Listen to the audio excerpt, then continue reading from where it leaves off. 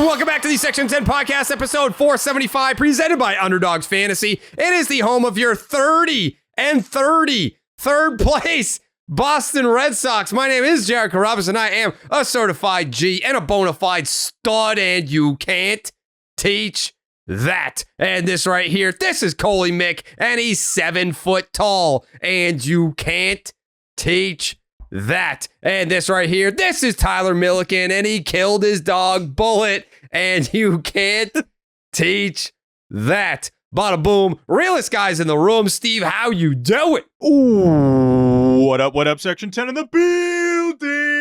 In the mother fucking building.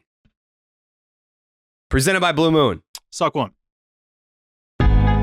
That's what Tyler.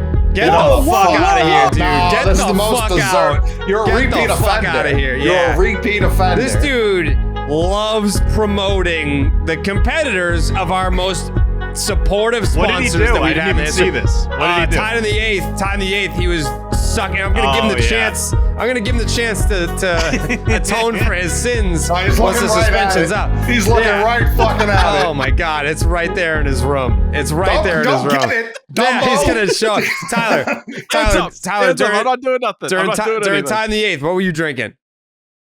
Okay, can I be honest? Yeah. I wasn't drinking it during it. I had been drinking it up, once I got home and finished it.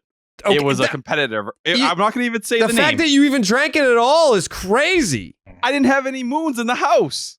So then go get them. I was intoxicated. So what? Use Drizzly. Drive? You want me to drink and drive? Go walk. Get your Drizzly. steps in. What the fuck, dude? It was a mistake. It's an honorable mistake. And listen, it's really not an honorable. Like, nothing it's not an honorable it. mistake. It's so not honorable. I think the word that you were looking for is an honest mistake. Like it was an honest. It definitely was not an honorable mistake. No. No. Listen, today was a special day. I had a lot of love going on, a lot of important stuff. And you're saying Blue Moon's not good enough for the special days? Jesus. It's the best. It's actually the best. But I lost my way as I downed different, versions of alcohol, and here I am to apologize and say I'm sorry. So it wasn't on purpose. Are you under the influence of alcohol right now? No, I slept for the last 2 hours, so I'm good. What was today, Tyler? Am I missing it?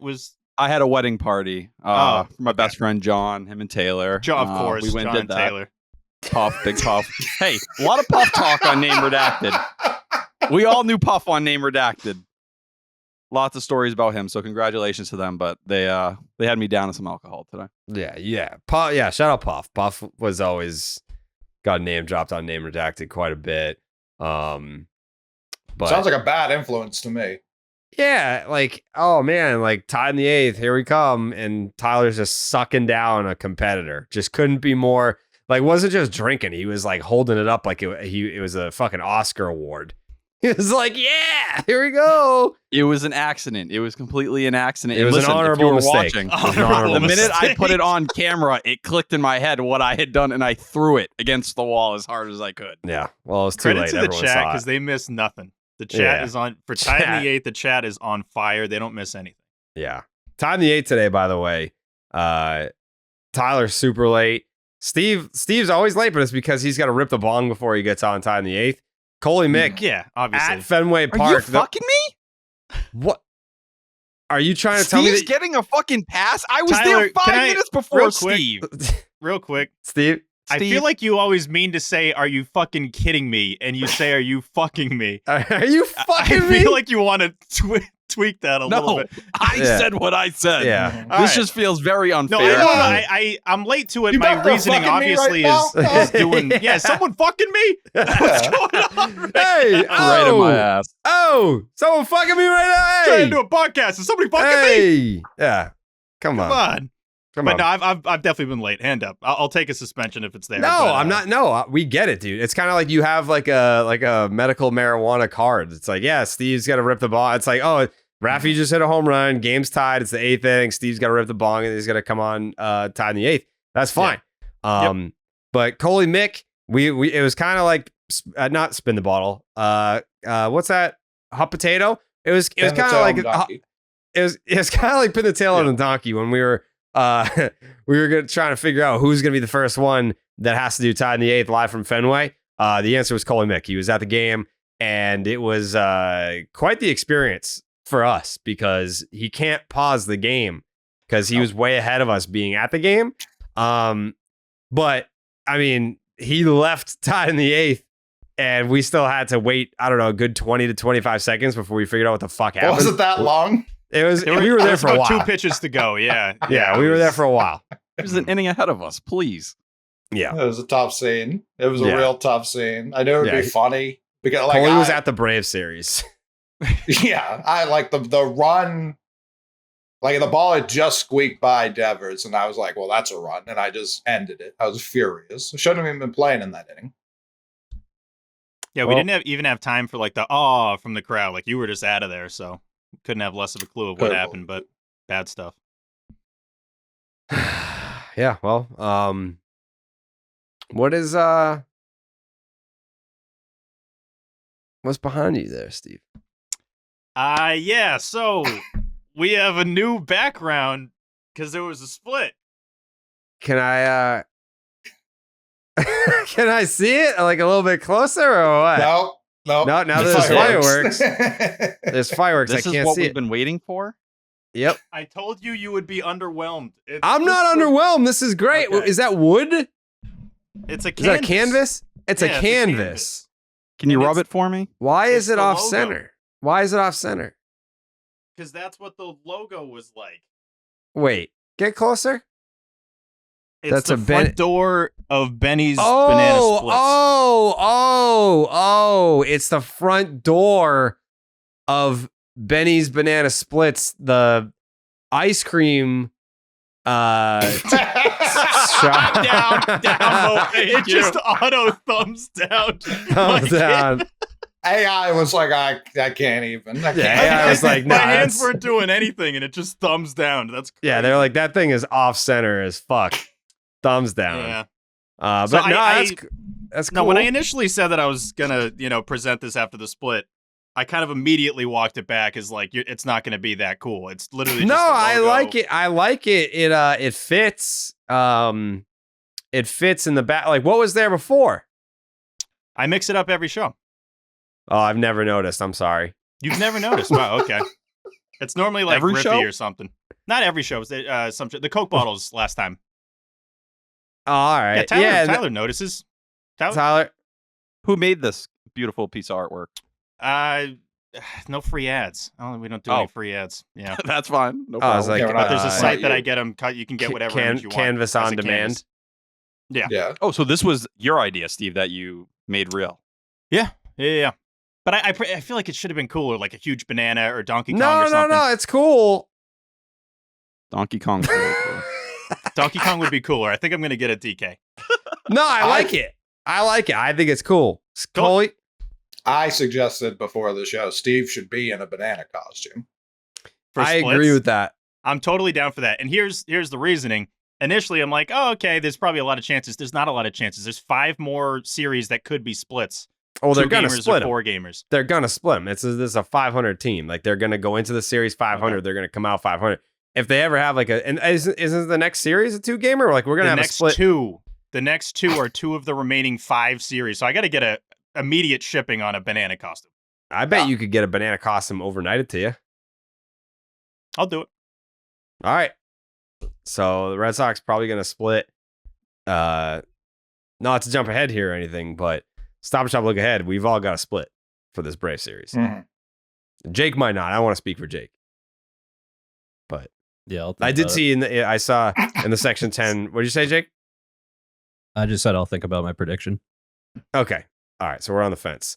The section 10 Reddit said that they wanted Jake added to the intro, and Jake wrote back and he was just like, man, I'm good.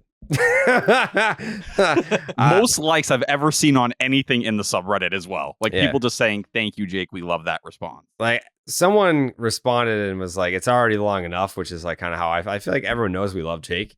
I don't know how I think like you could even do, you know what I might do is like we do the normal intro as we do, and then we can say presented by Blue Moon, Suck One, produced by, and then we can give a shout out to Jake. Like we can add it there if you would like. It's up to you, man. I mean, obviously, just love being part of the show. If you want to throw me in, that'd be sweet too. You know what? Let's do that. Yep. Let's do that. Next episode, it's yes, Tyler. Bro. Just a thought. If we do it, we play like some cool theme music for Jake. Maybe something that really fits who he is and brings out everything about him. Yeah, Now he's just adding more chores to your list, Jared. Of That's stuff fine. to do. That's fine. I'm happy to do it. Does for Jake not deserve music? I'll collaborate with Jake. Be like, you know, what do you want to have happen? Cole? Is Jake's name there when Brock reads it? I don't know. Have fucking Brock do it. He's got nothing to do. He's got nothing to do. Literally, he's just posting himself golfing, hanging out with his kids. He's doing nothing. A whole lot of nothing. Nothing. Dude hasn't hit a baseball in years. No, I haven't even considered it. No. I bet you he's considered it. Maybe. I don't know. He's got a big backyard. I'm sure he does all kinds of cool stuff back there, though. We'll ask him in 25 episodes. We're almost at 500, huh? Yeah. So when we get to episode 500, we're going to have Brock Holt on to ask him, what are you doing in that backyard of yours, dude? Steve? I was looking ahead a little bit, and this isn't jumping ahead. This is talking about episode 500. It's talking about episode. Okay, You just said it. all right, yeah. And I was trying to figure out when that would be. It pans out to be right around the start of September, and it had me thinking, do the Section 10 boys here, do we think the Sox will be 500 by the start of September? I'm guessing I'm going to get some no. Oh, yes. Okay. Yeah. Where else would they be? I'm just saying, if they're 500 for episode 500, they've done their job. That's all. Oh, yeah. Respectable, and it's honoring the show. Mm-hmm. Trade deadline is the only thing that could stop them. They go major fire sale. Chops. I'm not Tyler, licking nothing. I'm just thinking. how many Listen, if they minutes start in? selling everything. Dude has had the trade deadline circled on his calendar since Christmas. When he got his little Red Sox calendar for Christmas and just immediately flipped to the trade deadline and fucking circled it in black Sharpie. It's gonna be a dark day this day. I can't wait. Trade deadline. 10 minutes in, Tyler's getting rid of everybody. It's about the future, not the present right now, and that's what we need to cling to, okay? It's about neither right now for me.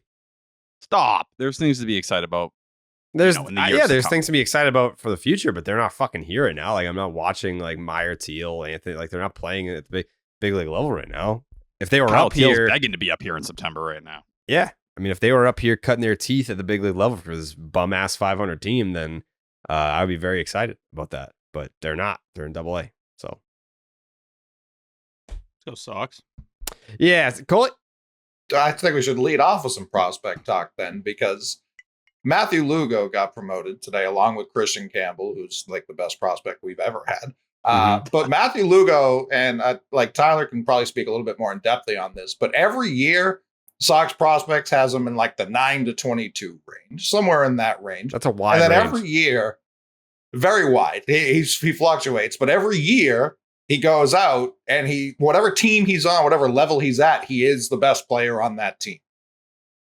Is That he not? seems a little Right nice. now, well, right now he's at the top of all of our every category offensively. He's at the top of it. He kind of does that every year. This isn't new for him. He didn't come out of nowhere. Well, I think that's where you start to look at last year, and that's the reason right now he's at number 50 on Sox prospects rankings, right? Last year at AA when you went down there, and it was he had played just a little bit there in 2022, 3 games, went up there last year for 83, and he sucked. He blew across the boards.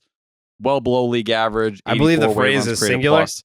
I believe the phrase is singular. That you can't It's one blow board. across the boards. There's only one board. You can blow across the board. Yeah. All right, we're blowing one board. Yep. Struck out 27% of the Honorable time. mistake. Yeah. Walked It is 5%. an honorable- He's gone back to AA. Credit to him this year. He's absolutely killing it. But at the same time, he's repeating the level now 2 years in a row. It's kind of expected. He had to go there and show up or he was going to completely fall through the floor. Who the fuck are we Christian talking about Campbell right was? Matthew Lugo. Carlos Beltran's nephew. now? Please? Really? We're going to do that was kind it- of disrespect here? Wasn't his niece was the one that broke the news on Twitter about the buzzers, right? Remember that? I can't Yeah. be the only one that knows that reference. Come on. Who the hell are Anyways. we talking about? Yeah, I don't know, dude. Yeah, I don't know. Christian Campbell. We're talking about the number 22 prospect. We're leading off the show. This is where the team is right now. Jake. You We're brought talking it about up. It's not this You bad. brought it It's up. not this bad. Christian Campbell's number 20. I didn't. He's number I didn't 20. Say, Come on, Jared. I He's didn't gonna be- say. he'll be top I didn't say. 15 soon. Hey, the Red Sox are so bad. Let's fucking lead off the Section 10 podcast with the number 22. Let's break down the number fucking 22 prospect in the Red Sox system to lead off the show. I didn't say that. I didn't say that. I got to put an end to this. I'm sorry. I mean, it's bad, but it's not number 22 prospect bad. You brought up the prospects. Something to be, and he's I going to brought up Portland. the Campbell's in big Portland. three. I brought up the big three. I didn't bring up the number 22. Jake, did I bring up the number 22? I was hearing big three. Yeah, big three. Just big three. That's it. Boom. Campbell could be top 10 by the end of the year. All I right, don't think is that's that crazy. three? Is that He top will be. three? Is it top three, Tyler, you thinking? Let's not. Was Willie Abreu top 3? Your favorite player on the Red Sox, Mr. Carabas? Guy just fell down the fucking stairs, man. Like, here we go. Stairs are tricky. Stairs are tricky. And I in would Clint agree. Barnes' career, those fucking stairs. Mm-hmm. Yeah. By the way, he's fine. If anyone didn't stick Clint? around. If anyone didn't stick around for the Red Sox postgame show, Willie Abreu, through an interpreter, was like, "Yeah, I fell down the fucking stairs. I'm fine." I thought for sure he'd, snap both Achilles tendons. So I Yeah. was like, that's it. There I goes. thought he When was did They were the, gonna put when him did down the like a stair racehorse. falling happen? I think in the 8th. That was like the 8th. Seventh? Yeah. They came back from break and it was just like, hey, I just want to let you guys know Willie Abreu fell on the stairs in the dugout and he might be out for a while. Didn't They had all Nomar the do that trainers back in the looking at day? him.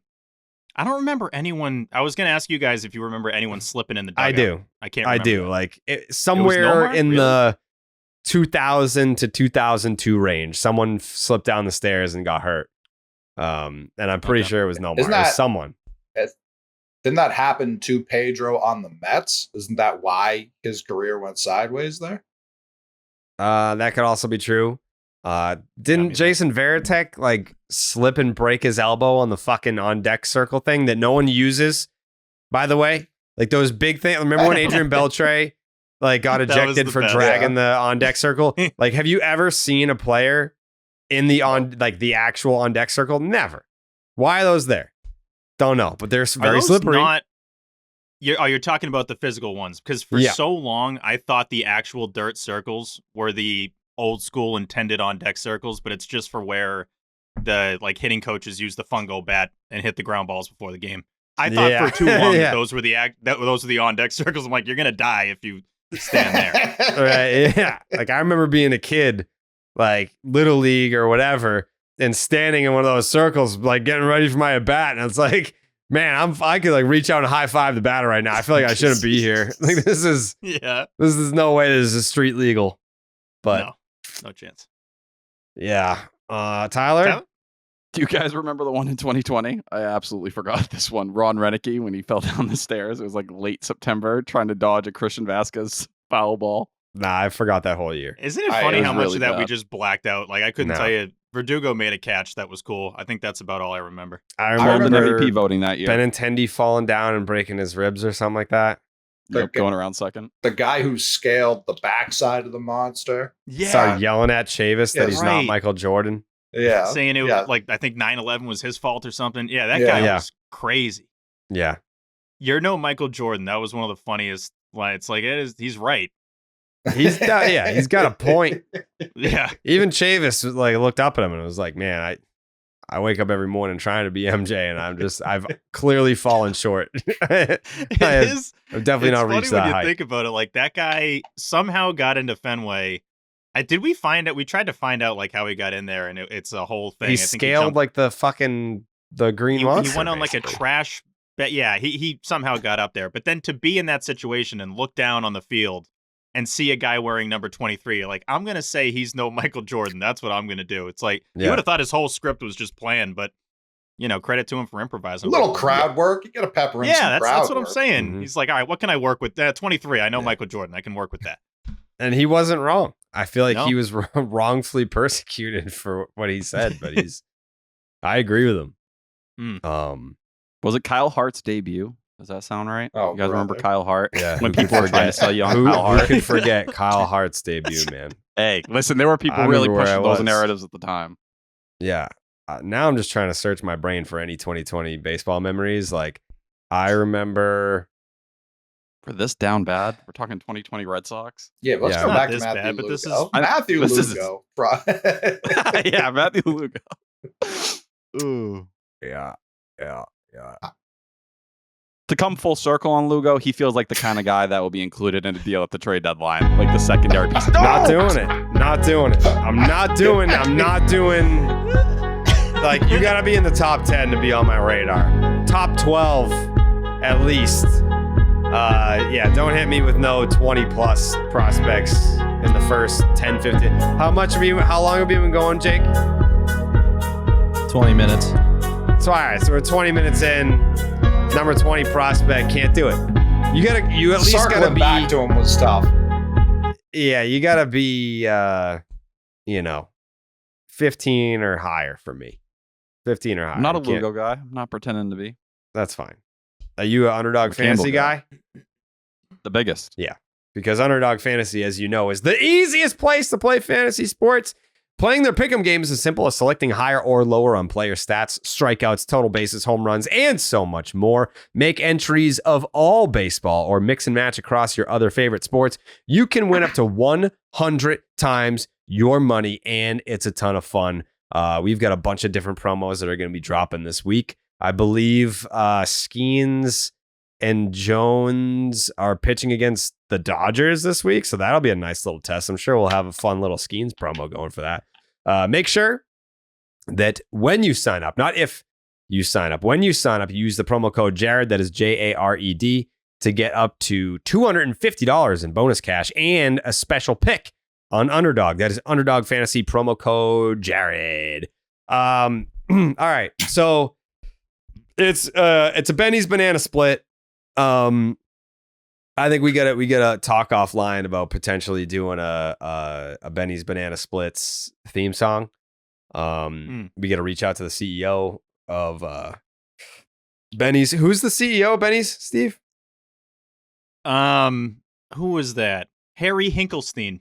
Oh, yes. I would have, yeah. Mm-hmm. The big Hink. And he do you have his contact information?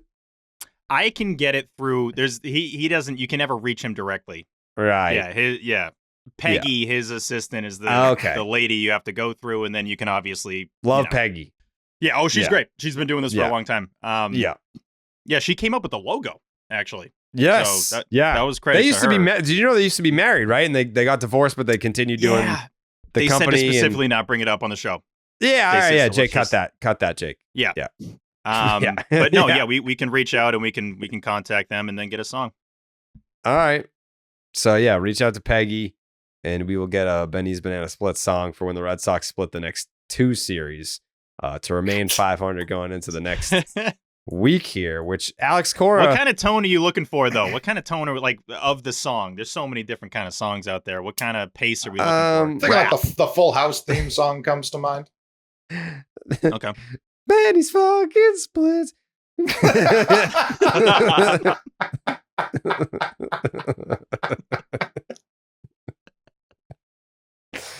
Banana fucking splits. This comes right to you. The team took two and you took two as well.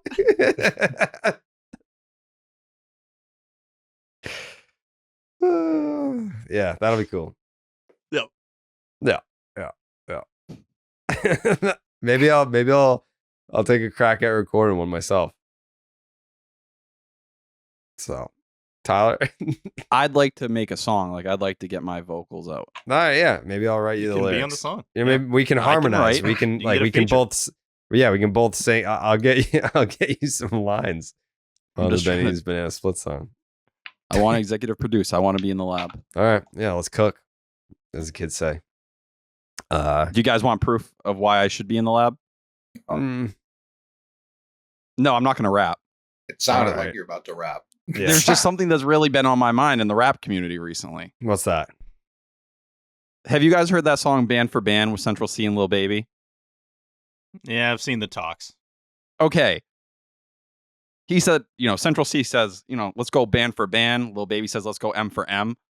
Central C's from the UK. He should say, let's go pound for pound. Because if you think about it, the currency there is pounds, and pound for pound, it's a double entendre, like pound for pound, like we beat the fuck out of them. That would be such heat. But they said band for band instead. That's so fucking stupid. It's a great song. But if I was in the lab, that's what I would have done. Yeah, I don't care. I'm sorry. It's not, listen. Tyler, this suspension wasn't this was one of your lighter ones. You didn't say a terrible thing. You just said something Jared has no care in the world for. Yeah. I think he said a terrible thing. I don't agree with him at all. He said worse stuff. Definitely. Yeah. The show, he said worse stuff, but Yeah. still bad unto itself. Yeah. I wouldn't have tossed him. I wouldn't have tossed him. All right, yeah. So it's a Benny's Banana Split. I'm going no notes this show. We're going raw dog, no notes. And I feel like my co-hosts and friends here on Section 10 have wrongfully mischaracterized the intent behind that. They think that means that I've thrown in the towel on this season. That's not true. I did that months ago. So there's no correlation whatsoever. And I think where we should start, where the analysis for this series truly starts, is the Sam Kennedy quote, where he said that did he say Alex Cora underperformed or the Red Sox? The Red Sox have underperformed. Red Sox. Yes, the Red Sox have underperformed. So when I kind of like tweet, every time the Red Sox get up or down to 500, I'll be like, yeah, another 500, whatever. And the responses to that are like, I'm good with that. Like if they're 500, I feel like they're overachieving where the roster is and what the expectations were and what the injuries have been, all the adversity that this team has already faced. Like it's a miracle that they're even 500. And I guess I kind of agree with that. Like I think if you were to told me back in February, like, hey, you're going to lose this guy, that guy, this guy. And not only losing those guys, but then it's like, all right, what if I told you that when Vaughn Grissom comes back, he's actually going to be the worst player on the team?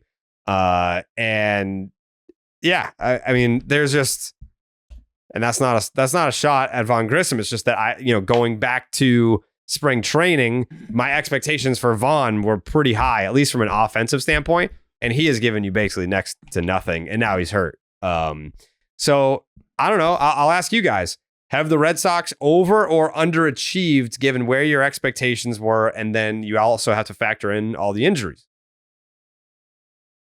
I mean, we've had this convo, right? I feel like we've had That's exactly. That's what I thought it was. It's like the convo we've been having on here the last couple episodes. Yeah.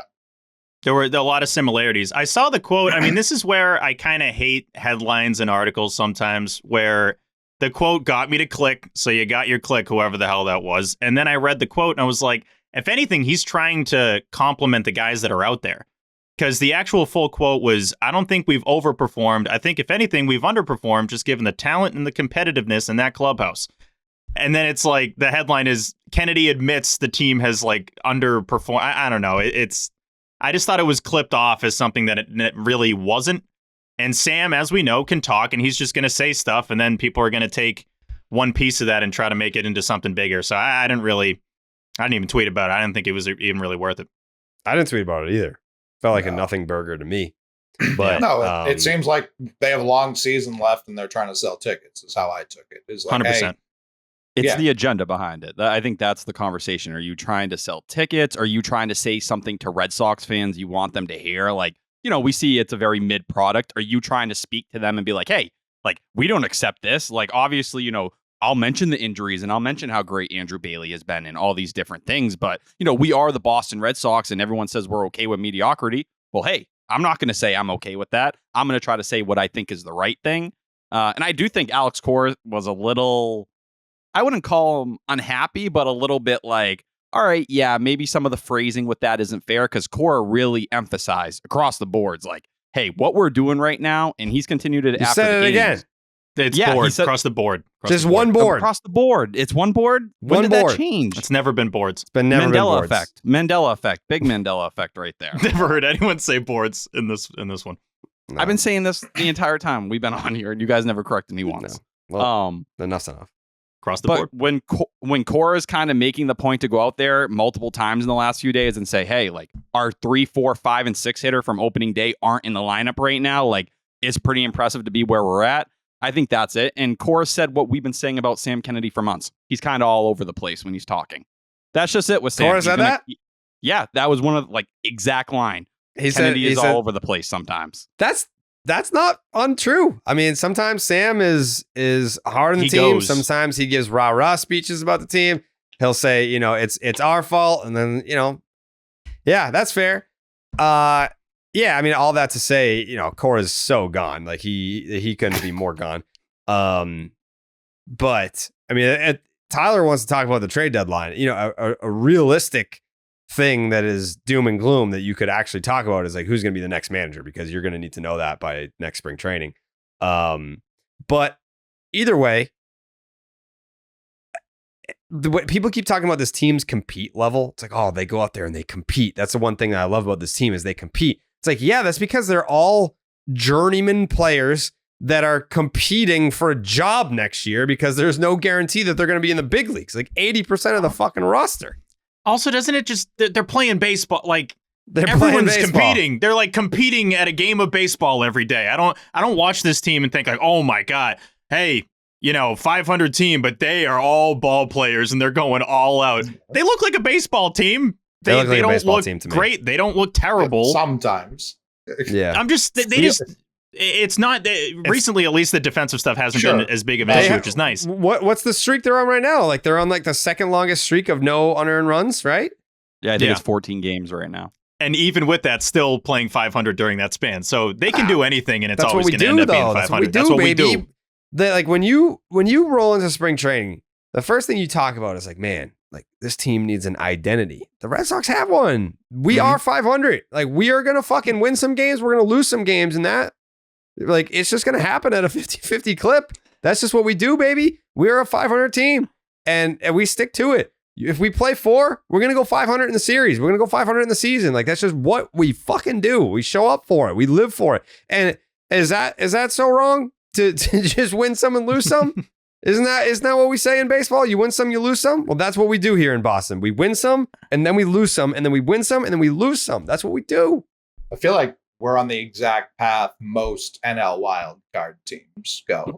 Like, I feel like the Marlins have won a World Series doing this. I'm not saying that's what we're about to do, but I feel like the Marlins have snuck into the playoffs doing the exact thing. What was the tweet that went out today? They've been 1-1, 2-2, like basically every iteration of 500 they've been. I believe the total number is 13 times that they've been 500. I will pull it up. I got it right here. The Red Sox have been 1-1, 2-2, 7-7, 9-9, 10-10, 19-19, 22-22, 24-24, 26-26, 27-27, 28-28, 29-29, and now they're 30-30. And credit to our guy. I just want to do a shout out real quick to our guy Garrett, who tweeted this out today, that the Red Sox record through 60 games in the last 4 full seasons, obviously taking the COVID year out, or I guess 4 of the last 5. I don't know if you included 2021 in this one. 2019, 31-29, 2022, 31-29, this year and last year, 30-30. So this is what they do. Like they go 500, and if it seems like we've been watching the same movie over and over again, it's because we have. Yeah, this is what we do, baby. I don't think you recognize, like, if you come to Fenway, baby, you know what we're gonna do? We're gonna fucking split that shit. We're gonna split the shit out of that shit. And if you come in here thinking that you're gonna win the series, you're gonna win 2. But guess what? We're gonna win 2-2, aren't we? Aren't we? I think Coley said one of the most accurate things last show, where if it's a 3-game series, we're splitting it. Yeah. We're finding a way to leave with a split in a 3-gamer. I mean, this is just off the dome. Correct me if I'm wrong. I feel like Tyler would know the answer to this. Are the Orioles the only team that have swept the Red Sox this year? That feels correct. That does feel right. Like, I feel like we don't get swept. If a sweep is on the line, they normally win that game. Like, that's the one that they go into the clubhouse like, we cannot lose today. Yeah. So the Braves did technically sweep you in that 2-gamer. That doesn't count to me. Yeah. Yeah, 2-game sweep is not a sweep in my mind. Jake? Yeah, that's not a sweep. Yeah, the sweep expert is Jake. Yeah, if you win 2, it's not a clear sweep to me. Coley? So we have 2 more with the Braves, yes? Mm-hmm. Yeah. So if we were predicting a split, but shouldn't taking 2 off the Braves be the real split? That's what I think. And if they happen in the in the unlikely scenario, In the unfortunate situation that they win both games. yeah, in the unlikely scenario that the Red Sox win both of these games, I think it's fair to call it a Benny's banana split. Yeah, it's a season split. I mean, I hate 2-game series if we're being honest about all this. They suck. So they got swept by the Braves in Atlanta, and now it's Chris Sale's return to Fenway Park, even though he's not pitching in the series. And so if they win these 2, that feels like a Benny's banana split to me. But if they also win 1 and lose 1, I think we got it. We have 2 possible outcomes for a Benny's banana split that we're going to play with here. Only Agreed. way we're not getting a split after Wednesday is if they lose both, which does seem almost probable, but we'll see what happens. Well, Not jumping ahead. yeah, that's jumping Braves ahead a lost little 6 out of bit. 10. Huh? Yeah, true. Braves They haven't lost really 6 been out of playing 10. that great, and they've lost their 2 best players. Yeah. I will say on the conversation of them being what they have been for the last 4 years, I do think 2022 is a little tricky to include it in the conversation because they technically were over the luxury tax. But I do think this is kind of the argument against, or, you can kind of put forward if you look at 2021 as the breakout. But when you don't want to go full rebuild and you're trying to do both at the same time, this is kind of the territory you end up where you're going to hover around 500. In 2021, it got you to the ALCS. 2022, you went over, you fucked up the deadline and missed. And then the last 2 years, maybe if you invest in the team differently last year, there was a pathway there. I had more faith in that team last year potentially going to the playoffs than I do this year. But I think this is where you end up where, you kind of walk that line and again, and more often than not, you miss, but once in a while you run into that Marlins-like run, which the Red Sox didn't go all the way, but that's what 2021 was. You sneak in and you're able to go all the way and have this, ALCS appearance. Yeah. I mean, now we're kind of just at the point where it's like, I just hope the Yankees don't win the World Series. Like they're having a really good fucking year. For sure. Like, I was they have thinking the best today, run 4 differential. runs in the 9th today. Ugh. Yeah, I they've was- got the best run differential in baseball right now. They're 42-19. Obviously, I don't know. No one sane thinks the Red Sox have a chance to win the World Series this year. So now it's just like, please just don't win the World Series. They kind of have like the it thing going too. Like if you're not Soto's paying it. attention to the other games and you just look at like MLB's Twitter, it's like the Yankees look like they're having the most fun time ever. Like of They're having any an awesome team, time. they look like they're having so much fun. So that Yeah. part sucks too. Yeah, they're having a great time. Like Yankee fans, And no Garrett Cole. no Garrett Cole That's yet. crazy. It's like Juan Soto has been unbelievable. Aaron Freaking Judge Gil. has been, Gil. the best hitter in baseball over the Gil. last month. Heel. I've been saying Gil the whole time. It Heel. looks Yeah, like fucking It's going to John- steal Rookie of the Year from Willier. Heel. Yep, Johnny Might Gill. steal Will Cy Joe. Young. Hal Gill pitching for the Yankees has been great. Stroman's been really good. Verdugo has been his stupid ass. Shut the fuck up. I can't believe you've gone like this far down the other way with What? Verdugo. You never hated Verdugo like this. I never It was liked never him. this bad. But it was I never don't, this I don't bad. hate him. I hate him because you like him. That's why I hate him. And But I'm he's not on the like Yankees. I think you've also made it seem like I'm obsessed with Verdugo, and it was never. You literally that. literally just bought and framed his jersey like 2 days ago. Well, it's on because the it's a Boston strike. It's what the jersey is. This it's is a true? Patriots Day jersey that has dirt on it. I think that's cool. Got a good deal. Yeah, it is cool. It is cool. But no, I don't hate him. You don't like him. You certainly don't like him. I don't like him. That's fine. It's a weird. Yes, Tyler. I feel like if we go back to last April, though, and I think before the season, you had Alex Verdugo making the All-Star team in 2023, which looked really good at the time, through the first month of the Yeah, year. I never. Before he did what Alex Verdugo Even if I typically don't does. like someone, I'm not gonna be like, yeah, he sucks if he's good. He had a good first He half. is doing- and then he sucked in the second half and couldn't wait to get out of there and was counting down the days and weeks and 7 minutes weeks. until the season was over. It's like, all right, if you don't want to be here, then don't be here. So the Red Sox were like, all right, Steve, don't be what are here. you shaking No, your I'm not. freaking We're head not. at? That's exactly what he done did. this. We've done this conversation. You I prompted wasn't- this. You prompted No, this. I know it is my fault. It is my fault.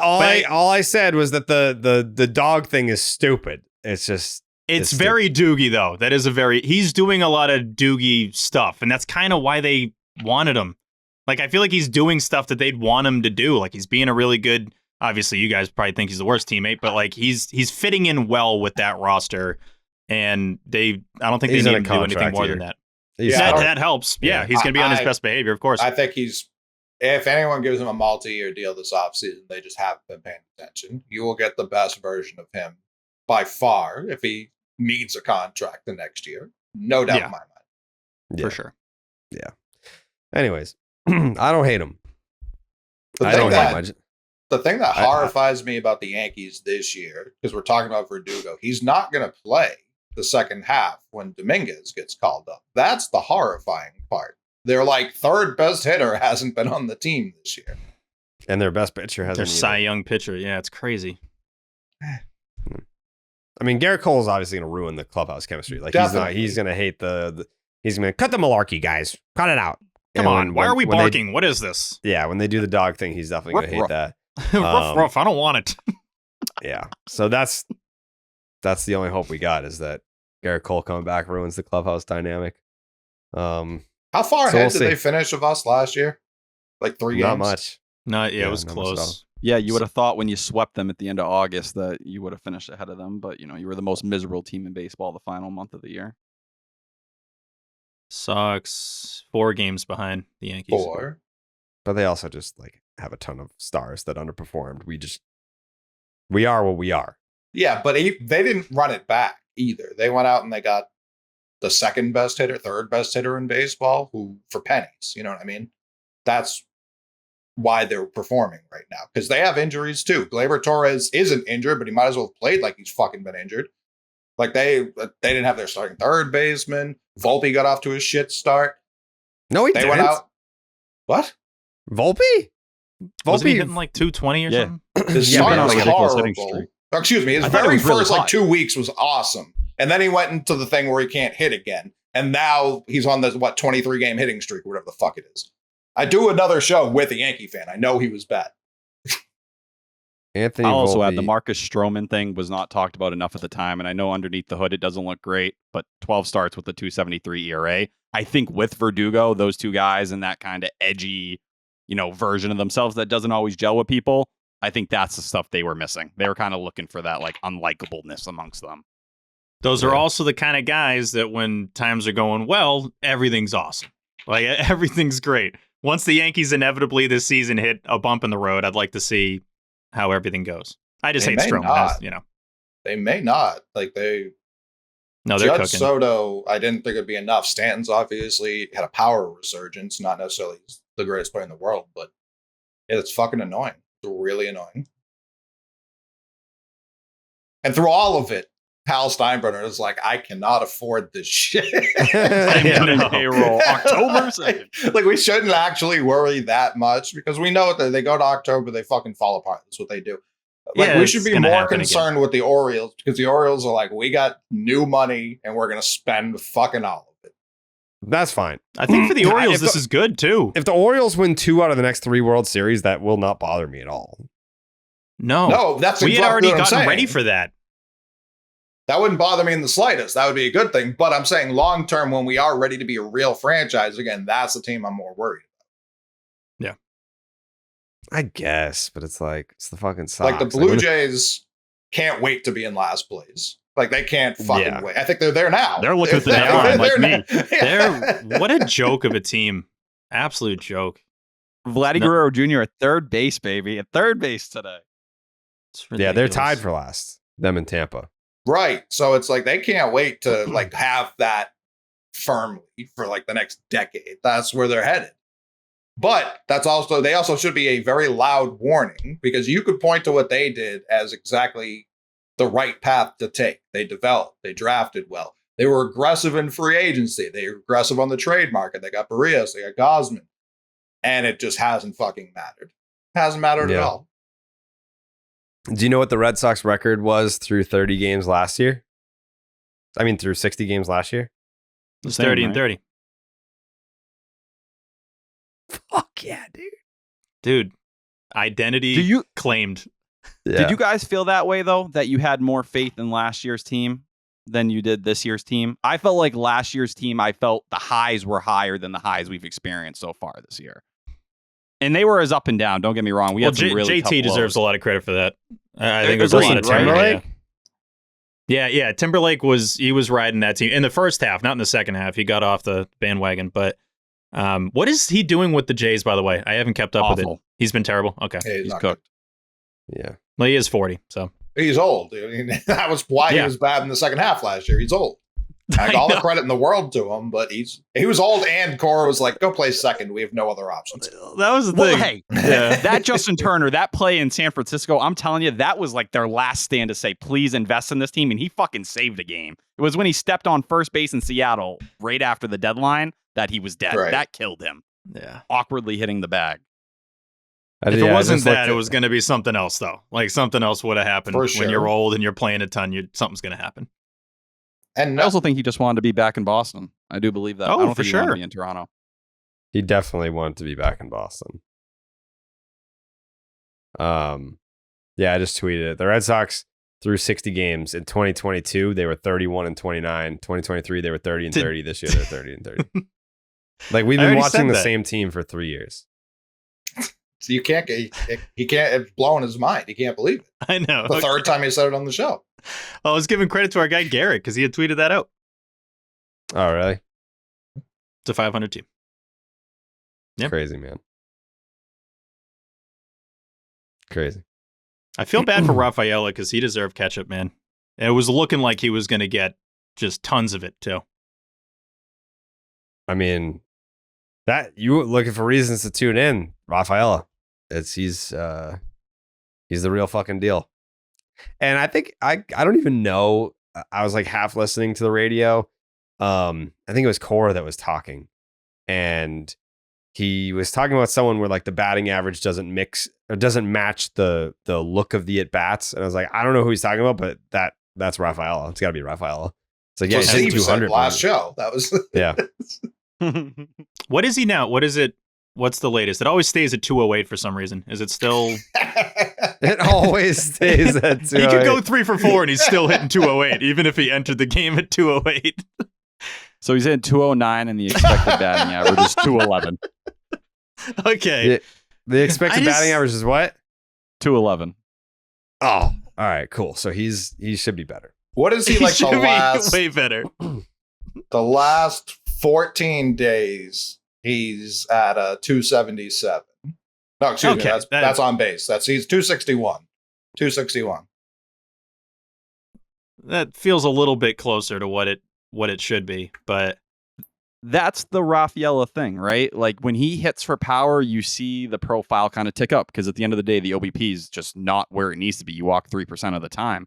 But you see Jose Siri, like that's kind of the guy you look at as someone who, and I think Rafaela has a better hit tool than him, but someone who's just going to need to hit homers in order to be valuable. Michael A. Taylor, it's another one of those guys. But when you see Rafaela find that power stroke like he did for a day, it's like, oh, fuck, that's what they need more of. You can pump 20 to 25 a year, and that's why the changes with his batting stance are going on. They've lowered the hands. He does look like he's catching up to pitches more. Yep. And for all those people, I'm not a big Pete Fotsy guy, but I'm also not part of the crowd that cries about him on Twitter every single game.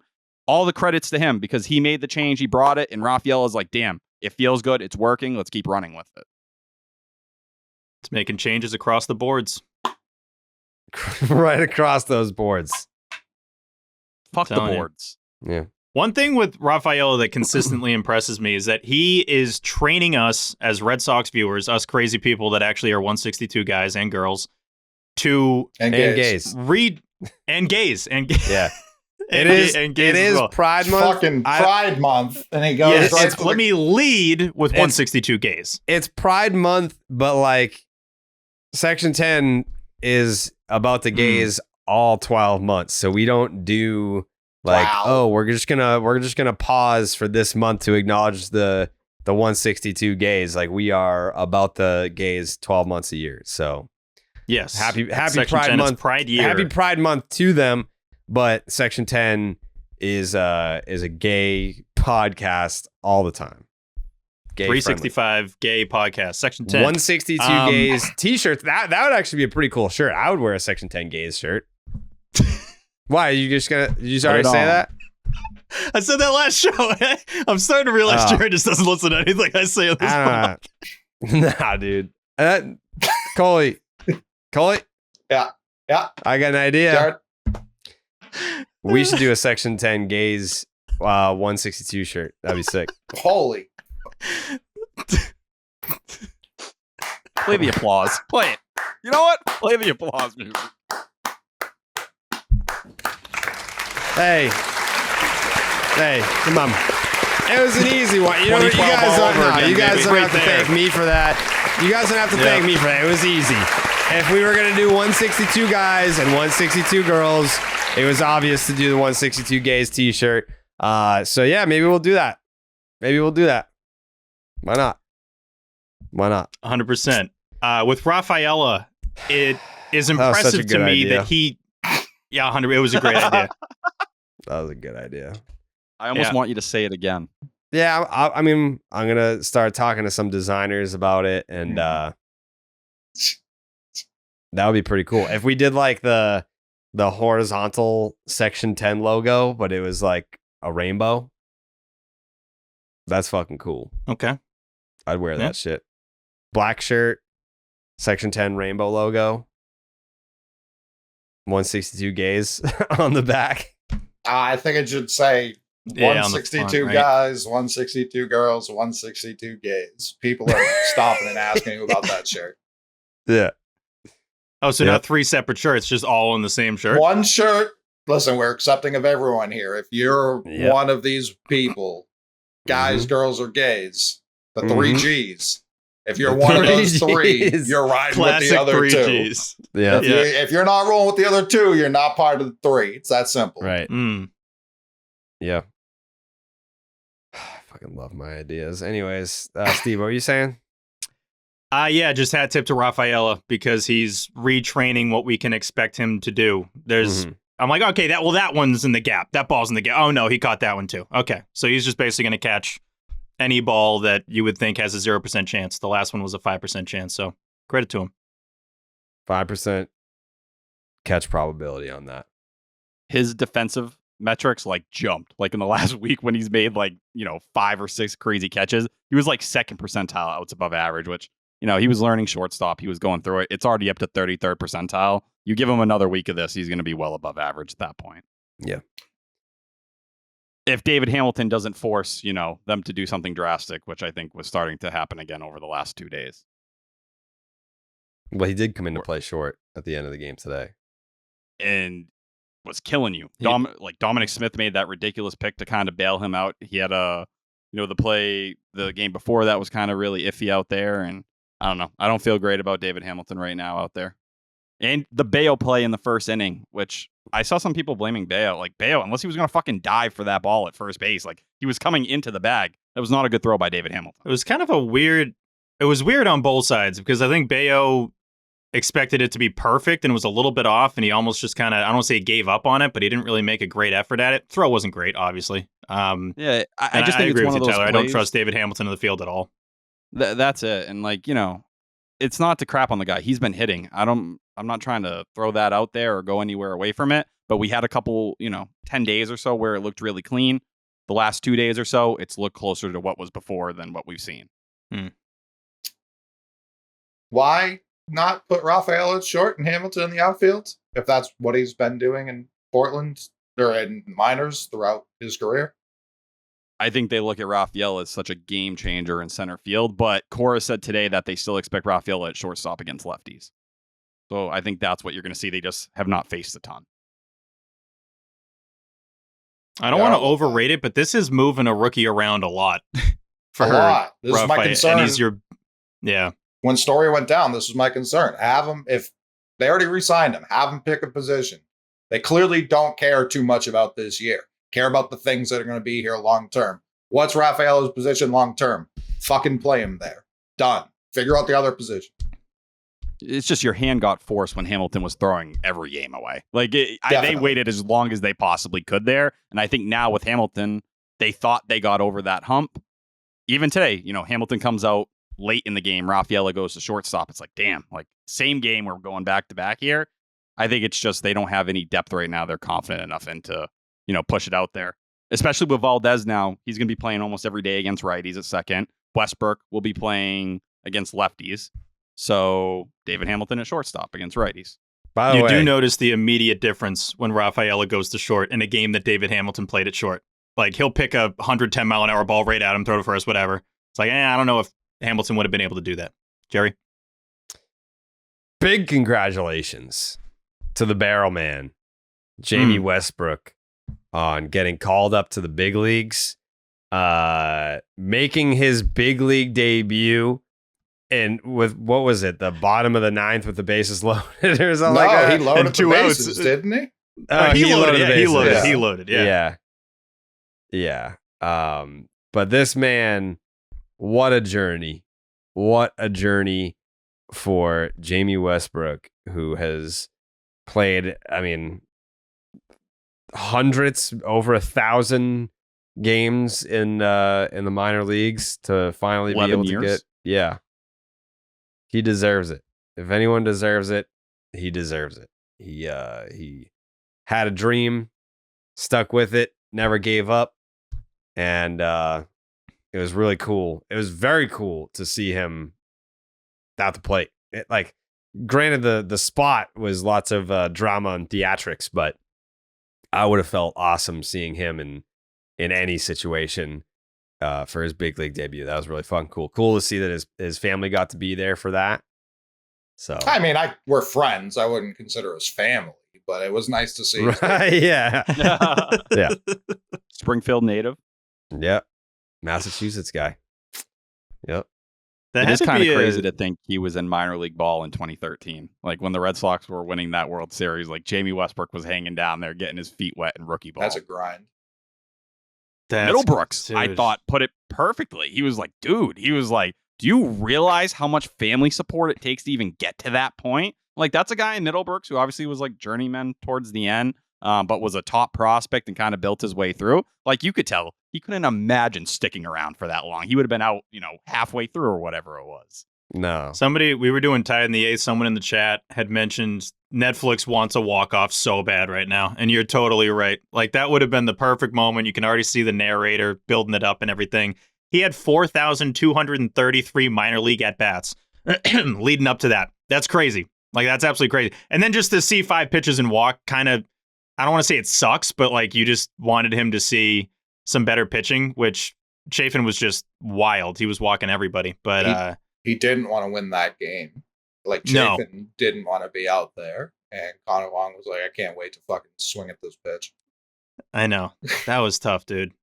It was, I think, 11 of 12 pitches before Wong flies out were balls. It's like, 2-0, let's take that. Might have been ball 3, too. It was borderline. 364 on base for Worcester at 801 OPS. Get him up here. Jamie Westbrook. What a guy. He's gonna be 29 in a couple of weeks. That's such Good a for him. grind. Like, he saw both versions of the minors, too. Like, back when it was like, we'll give you like $8.25 an hour, dude. We're not really paying you like that. To what year was that change? Was it the last lockout or was it a little before that? It was, might have been the year before that, or So it's only been a couple of years. Yeah. So yeah, that's a real, not that like the current minor leaguers have some like lavish lifestyle by any means, but it was humanly inappropriate what was happening to them before. Yeah. Yeah. I'm just glad he finally fucking made it, because out of all of like his like boys, like his like off-season friends, like they all made it. Like obviously the most talented and most successful one being Cody Bellinger out of that group. But yeah, I mean, like at some point or another, not all of them are still in the big leagues, but they all at one point at least made it. Bob being another one from that group. So yeah, no, it's been really cool to see. Like it's like because I met them all in like 2019-ish. So it was kind of like their like entourage like come up together, and Jamie was the last piece to make it to the big leagues. And like I was just, looking at Instagram and seeing all of their posts because it's like they all made it. They all fucking wanted him to be able to get there. And actually, let me see. I can read one. Yeah, this is from Pat Murphy, not the manager of the Brewers, but he was a pitcher for the Nats. I think he's overseas now. I think he's in Japan. But his Instagram post said, "My brother, you are a big leaguer. Those close to you have known and believed. The rest of the world now too sees it. The day has finally come, and I couldn't be happier for you and your family. The phrase earned, not given couldn't be more accurate. You've done everything you could and then some in this game for the past 10 plus years to deserve this call. This game has taken you around the world and knocked you in the teeth multiple times, but nothing was going to keep this day from happening. You kept your head down and always kept working, knowing that the day would come. Not a more perfect time in a more perfect place. Back home in Massachusetts with all your family there to enjoy it with you. The best is yet to come. Can't wait for Boston to get a taste of the Barrel Man." So that's cool. Super cool. I didn't know much of anything about him until you broke him down a couple episodes ago. He's exactly what you say. He's so chill. He's just like a cool dude. And they'd show him in the dugout. It looks like he's been there for like 8 years. Yeah. I'm like, oh yeah. Oh, Jamie Westbrook. Yeah, we've had this guy since like 2016. Yeah. He's a vibes guy. Like the people in front of me couldn't have been more perfect. Like we come in here, we live on Twitter. We're so fucking deep in the weeds. The people in front of me when he came up were like, who? Fucking who is this guy? Like immediately it's just like, you don't know Westbrook? And it's like, yeah, of course, why? These people have lives and like children and families. Like, why? Well, that's not a shot at Jamie Westbrook, but it's like you said, he's been in the minors for the last decade plus. And just guy at Fenway Park being like, fucking, let's see what he's got. Yeah. He only walked, no hit. Like, what the hell? This guy stinks. There's a guy every spring training that becomes like the go-to guy on the radio broadcast or even the TV broadcast that they need to like, kind of paint the story, like get to know him. And I feel like that's what Westbrook was this year. Like if you tuned into a spring training game, it was about, the nickname, all these different things. I hope for him, he needs to get it going over the next 10 days before Romy comes back, because I think that's where the roster decisions are going to get weird. I'm not crapping on the guy. That's where things are going to get weird. He's over with the walk. This guy's got to get going. I'm not crapping on him. If this guy doesn't figure it the fuck out soon, sucks. He needs to go the next 10 days. That's all I'm saying. He's got to get going. Hey, Jamie, nice 10 plus year journey to the big leagues, but you got to get it the fuck going, pal. You got to get going. Congrats on the story. We got games to win, bucko. Let's go. Yeah. Congrats on the one plate appearance, you scrub. Right. Guy gave you a walk for free, you loser. The 2024 Red Sox are all in on this year. So if you're not going to contribute, get packing. He's got to get going. You've waited 29 years for this. You got 10 days. Good luck. You got 10 days or get fucked, buddy. Okay. All this guy's done is get on base. He's literally OBP 1,000. This guy's got to get going. I want him to get the Darnell McDonald treatment. I want him to get up here and have a roll and stick for a bit and have good times. He's gonna. That's not wrong. He's up because Romy's hurt. Yeah. Dude, if it comes down to Jamie or Romy, it's not even close. It's not even close. The Barrel Man's got to stay. He's got to stay. If we're just gonna be a 500 team all year, there are fun 500 teams. Like there's depressing 500 teams, and then there's 500 teams where it's like, yeah, like we may not be going to the playoffs, but like I like watching this team and tuning in, and there's personalities and like they're at least having fun. Like I'm telling you right now, like this is a dude that's gonna change the vibe in the clubhouse. Like he is going to he's going to make things fun for whatever time period that he has. It sounds like 10 days. 10 days. It's going to be a fun 10 days, man. It's going to be a fun 10 days. He's just got to get going. Yeah. He's just better get it the fuck together. Tyler already has his bag packed. No, he's on the 40 He also man, so said maybe he goes down to before AAA Romy and gets comes back. Like, it wasn't Casas. It wasn't another real Yeah. person. It was The Red Sox love Romy Gonzalez. They think the Hey, fucking we like world of Romy. Romy I We'll get throw it. Romy on this Yeah, show. we like get it. Romy, but like, I mean, if you ask me, Jamie Westbrook versus anybody, like it's like you thought I Oh, was it's J-dubs. insufferable about Bob. Like, wait till I get cooking on Jamie Westbrook. So we'll I'm a see. Jamie Stan. I'm not hating. Let's get him on the podcast. Let's do it. Jake, book Jamie Westbrook, please.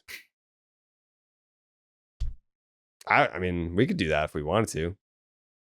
I mean, it sounds like he's got some free time in about 11 days. It's gonna 11 Yeah. days from now, he's gonna have nothing to do. Second he goes back down, we got to get him.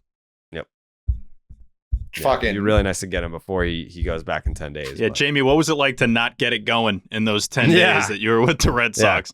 Did you feel the pressure of Tyler Milliken saying that you had 10 days to get it the fuck together or else you were going home? Dude, I'm Yeah, a sucker for the call up stories. He said that when he got the call that I don't really know what he said after that when he was like, you're going to the big leagues. That was all I needed to hear. Those are just the best. Like, especially when he gets the call in the hotel room and it probably hit him like, oh my God, I'm actually going to the big leagues. So Yeah. it's a cool story. Dude played for like Team USA. Like it's not like he's like, when you think like journeyman minor leaguer, like we've seen those stories before. It's just, I don't know, maybe it was they held his height against him. Like he doesn't look like your prototypical everyday major league player, but like he's been there and done that. Like he's deserved this opportunity for quite some time. But yeah, How that's enough glazing. how old for was today. Mike Yastrzemski when he finally like did anything with the Giants? He was like 28, wasn't 27, he? Yeah. something like that. Debuted, yeah, age 28 season.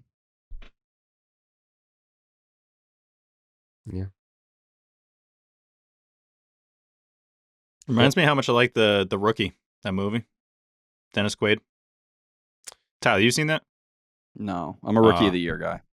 No, Rookie of the Year is good too. Great film. I will say, in terms of, that call and hearing it, obviously, Westbrook gets the phone call. He's in a hotel. You can't really do the kind of video. But for journeymen like that, and I hope for the big three, I want to see those videos when those guys get the call that they're, moving up to the big leagues or whatever. Give me that. Social media teams, please, because I feel like we haven't had that moment yet. Have the Sox don't done have- any of those ever? No, I'm not saying they we've shouldn't. They never got definitely one. should. But we've had guys that would qualify for that. They just don't do it. Casas's reaction, can you imagine back 2022? That would have probably been hilarious. Yeah, Bayo Raffy's was would have been another good. one of them. Yeah. Yeah, Raffy all the way back then. Sometimes they can get a little corny sometimes. Holidays was like, man, like I'm going up. He kind of just knew he was going up, so it's like, okay. But I think these guys, especially after we got to talk to him, would seem like they'd be excited about doing that and actually give you something pretty good. Roman would probably just be like, he'd just be ready to win every game he plays. Like, okay, do I start today? Let's go. Yeah. Yeah. His would just be like accepting the mission. He's like, I'm all right. Yeah. He would salute and then walk out of the room. They'd have this long list of stuff they're saying. He's like, I'm gone. I'm already going to Yeah. Fenway. Let's do this. Yeah. I'm already here, dude. Yeah, we're winning the World Series this year. Let's go. Yeah. Yeah. Tough. Do you Tyler? guys take any blame in what's been going on with Roman Anthony right now, the ribcage irritation he's been dealing with? Seemingly, it kind of lines up from when you guys visited. I'm not Counter saying question: anything wrong do with you that, but accept any of the blame? The fact that he probably would have been healthier if you had been there. Let's move on. Goalie? It's a great question, Jared. I would love an answer. Thank you. I appreciate you. That that is a question that I would love an answer to. So I don't think we're going to allow a no comment. We'll sit here until you feel like speaking on it.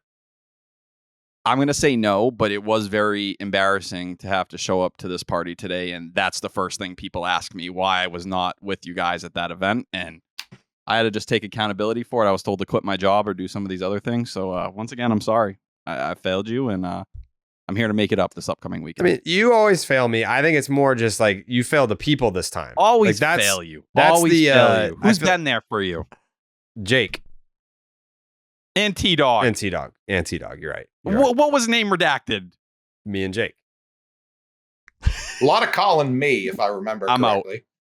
Yeah, we did call Coley a lot. Coley. We did call Coley. Yeah, One time for yeah. Steve, right? We got, or maybe two. Yeah, we called Steve a couple times. I got a couple phone calls. Yeah. A couple phone calls. Me and J-Dog spent a lot of nights, just me and him. A lot of nights. A lot of nights burning that midnight oil, as they say.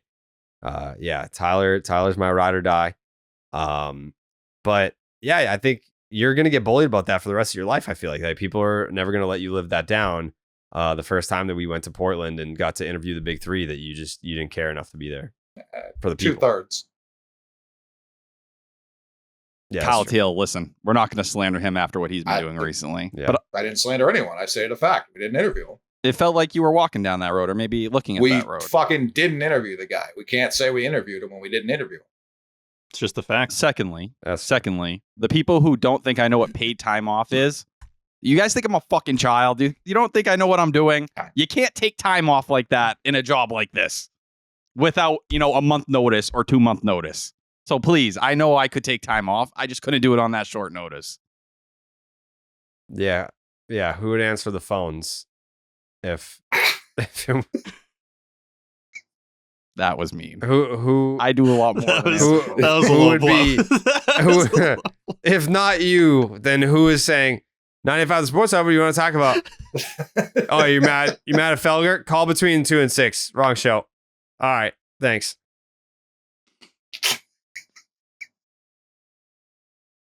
That was mean. Jay, cut that. That was Yeah. mean. I think that was Jake, just cut mean. that. to say. Jay, cut that. Listen, that describes my job pretty well. Jay, honestly. cut that. Cut I that. think that was just straight up mean. I, Keep it in, cut Jake. that. Keep it in. I would view it as a compliment. Like you said, there was no one else there to do it. They No one can need do it T-Dog like to you. do it. Yeah. No Yeah. one can do it. This guy answers phones better than anybody ever has. Yeah. Yeah. Yeah. So, no, I get why you couldn't be there. Next time, though. Thank you. Next time, I want you to be there. And I won't even ask any questions. I'll let you have all my talking time. Means a lot.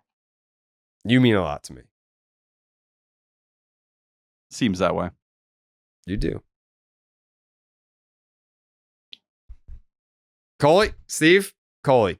No, Coley had it first. Coley had it first. Do we get haikus for a split? I don't recall. I don't think so. No. Okay. Doesn't feel right. Doesn't feel right, yeah. But I mean, like, he's been putting out some good coups recently. Mhm.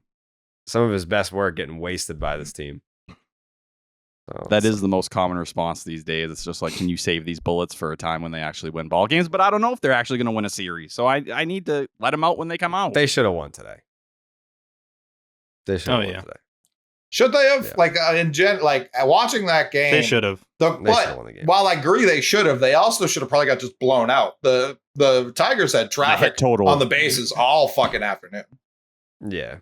I think it was 4 of 7 innings that Bello pitched. He gave up a leadoff hit in 4 of them. So, but still, the thing from today that pissed me off, well, not that's aggressive, was them not getting Raffy home How pissed when he has a leadoff triple. Yeah, that was. I wasn't tough. that pissed. That's why I brought it back immediately. Yeah. Them not getting Raffy home on a leadoff triple when Tyler, I just want live nipples, brother. Like I want those to be live. Yeah. And I'm not trying to throw you under the bus. I'm just genuinely curious why they couldn't be live today. Right. So the conversation we had, right? We promised one live. We haven't made it a permanent thing because I feel like if it's every time, it's not going to have the impact it needs to have. Oh. It's going to get weird Completely disagree. if it's just random nipples all the time. I think feel that's like. awesome. I think that's great for this trend. Yeah. I think I like think that's you, what you people got to are. think of like time by time. Like someone's gonna hit a triple when they're down like 15 runs, and it's gonna be the saddest fucking thing anyone's ever seen, which is very funny. Then someone's gonna hit like a genuinely important triple, and you're gonna be fucking jacked up. Question. Mm-hmm. Do you think if I showed up to JCPenney, I don't know if they're still open, but I've heard they do They these have family locations. photo shoots. Mm-hmm. Do you think if I asked them to take pictures of me with my shirt off and different Arrested, poses and probably. different things, immediately? Yeah. Tyler, why do you? I'm not saying this in a mean way. Why do you keep getting away from the live nips? We watch all these games. Like, what are you Yeah. doing during the games that you can't do a live nipple shot? Right. I'm usually just sitting right where I am and I'm like cutting video and Exactly. posting. Well, Just- the last time you just did snap live your nips, the last time you did live nips, you excused yourself from the dinner table at your girlfriend's house, but you can't do it when you're Which- sitting at your own computer desk. Yeah, that's wild. I don't know. I did see. explanation. I got some pushback on the live nips from some people that felt like it was like a lot. They were like, "Damn!" Like on the timeline. It just overall, there was some pushback. It was against the live awesome. titties. Forget whoever pushed back. It was one of the highlights of the week. I thought it was hilarious, and Yeah, it was that was and it great. shows your progress. You look great. Yeah, you So look we great. we're all on live titties every time. Maybe even I just mean, one. You don't have to do both. You don't have to do both. One nip. I think you just gotta come up with creative ways. Like it can't just be like a mirror nipple shot every time. And it's like maybe you're doing something Super different close in up every or something. picture. I don't know. Yeah. I should have taken my shirt off at the party today. Got to flip that way. That probably would have been the correct move. Did you have fun at the All right, party? we'll get some more live nipples going. Did you have fun at the party? I did. That yeah. For a situation or circumstances I'm usually not super in love with, I let it loose a little bit. I had fun. Oh, you There let you it go. loose. I was putting drinks down. I had to. You had to. Yeah. We gotta do if we don't do a live show or like we should do like at least like a watch along somewhere just to like get Tyler out into the people. Like I feel like he needs that. Yeah, we got to get It's an Tyler out of adjustment where for he me, is right but- now. We got to get him more into the public. Yeah. I think that's good. I'm ready. I can't get as drunk as I did at the name redacted event, but I'll Why? get close. Why? Because they were threatening to throw me out of the bar. We're not doing that again. Who's they? Who's they? The bouncer. Don't you remember this being a whole thing? Jake, do you The- remember?